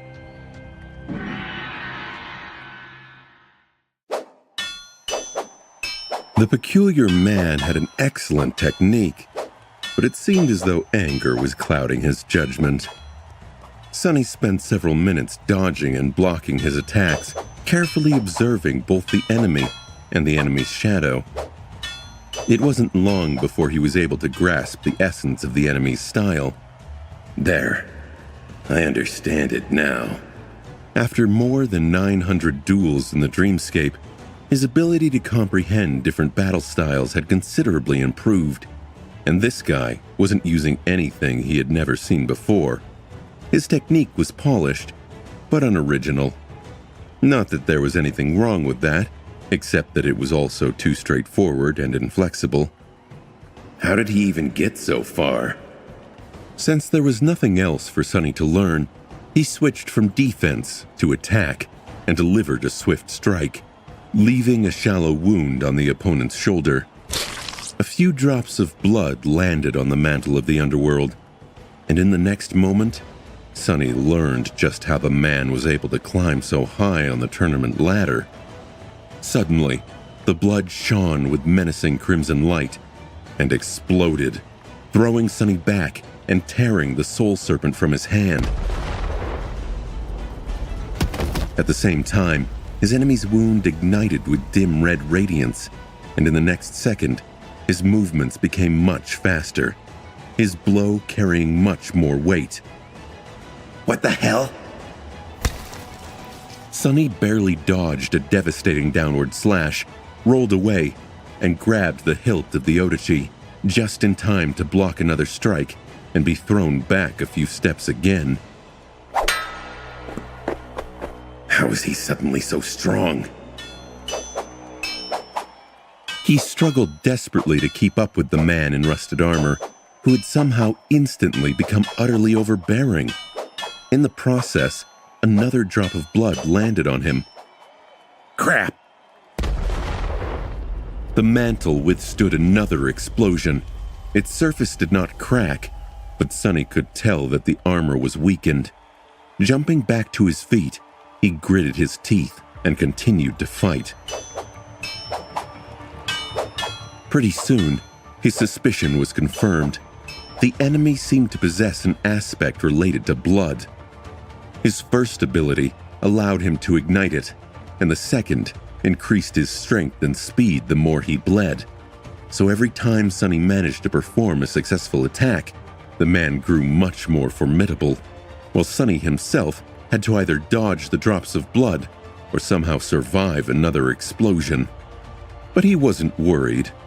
By now, Sonny had realized that there were 4 types of challengers who tended to do well in this tournament. The first type relied on skill, the second type relied on a powerful aspect, and the third type relied on excellent memories. While the latter two were tricky to deal with, only the first type was really dangerous. Skill was formidable. Powerful aspects, now that was all luck. The fourth type, of course, was the most deadly. These were fighters who had both formidable skill and powerful aspects, as well as an arsenal of fearsome memories at their disposal. Luckily, there weren't many such people around. The guy was obviously an opponent of the second type and relied too much on his bizarre aspect. To defeat him, Sonny just had to think of a counter, and in this case, the counter was pretty obvious. Since every wound made his enemy stronger, he just had to finish the bastard off in one strike, and he had to make sure any strikes didn't make him bleed. Since the warrior in rusted armor neglected to truly develop his technique, that was not that hard to do. After another explosion, Sonny increased the weight of the mantle of the underworld and withstood the shockwave, then made it as light as a feather and dashed forward. He understood the essence of the enemy's style already, so it wasn't hard to predict his next move. In fact, Sonny had manipulated the man into doing exactly what he wanted him to do. Once his opponent raised his sword to block a vicious slash, Sonny shifted his weight and suddenly changed the direction of the attack, sidestepping as he pushed his sword forward. The soul serpent scraped against the enemy's sword and slid effortlessly into the visor slit of the rusted helmet. Immediately, Sonny dismissed the shadow and jumped as far back as he could. He was just in time. The body of the man in rusted armor shuddered and then violently exploded, causing the whole courtyard to tremble. If Sonny was just a tiny bit slower, he would have been pulverized by the explosion too, and his enemy would have avenged himself from beyond the grave. Well, from beyond being eliminated from the tournament in this case. What kind of an aspect is that? I guess this is why Awakened are so dangerous. You never know what kind of weird crap they are capable of. As the crowd exploded with applause, the voice of the Dreamscape announced, Challenger What? No Wait was eliminated. Sonny, however, didn't pay it any attention, because almost at the same time, the spell whispered into his ear, You have received a memory. A few moments later, Sonny was back in the black void, staring at the fake pattern of radiant strings with a perplexed expression. That's crazy. He knew, of course, that it was possible to exchange memories in the Dreamscape. This illusion was a mystical space created by a saint's aspect ability, after all, and not an artificial VR simulation. What he had not known, however, was that one could just receive a memory out of nowhere, without the usual requirement of being in physical contact, even if that contact was illusory, with its master. However, if the saint in question was responsible for delivering the rewards, then it sort of made sense. But the mystery behind it all aside, and more importantly, he had received a memory. His eyes gleamed with excitement. Sonny was already eligible for several smaller prizes, most of them in the form of credits or soul shards. He wasn't going to bother receiving them, though. Even if there was a way to do so without leaving a paper trail, Sonny didn't know of one. The memories, however, that was an entirely different situation. Summoning the runes, he quickly read, Memory. Memory of Ice. Wait, that sounds familiar. Don't I have a Memory of Fire charm already? Indeed, the memory he received was eerily similar. It was another protective charm. Sonny smiled. The vibe of having both felt beautifully balanced, like poetry. He kept reading and was pleased by the rune's details. Memory rank. Ascended. Memory tier. 1. Memory type. Charm. Memory description. Even when the sun returned, they shivered and remembered the never-ending winter. Memory enchantments. Bitter cold. Enchantment description. This charm provides the wearer with moderate resistance to cold. A wide smile appeared on his face, hidden behind the black mask. Now that is what I'm talking about.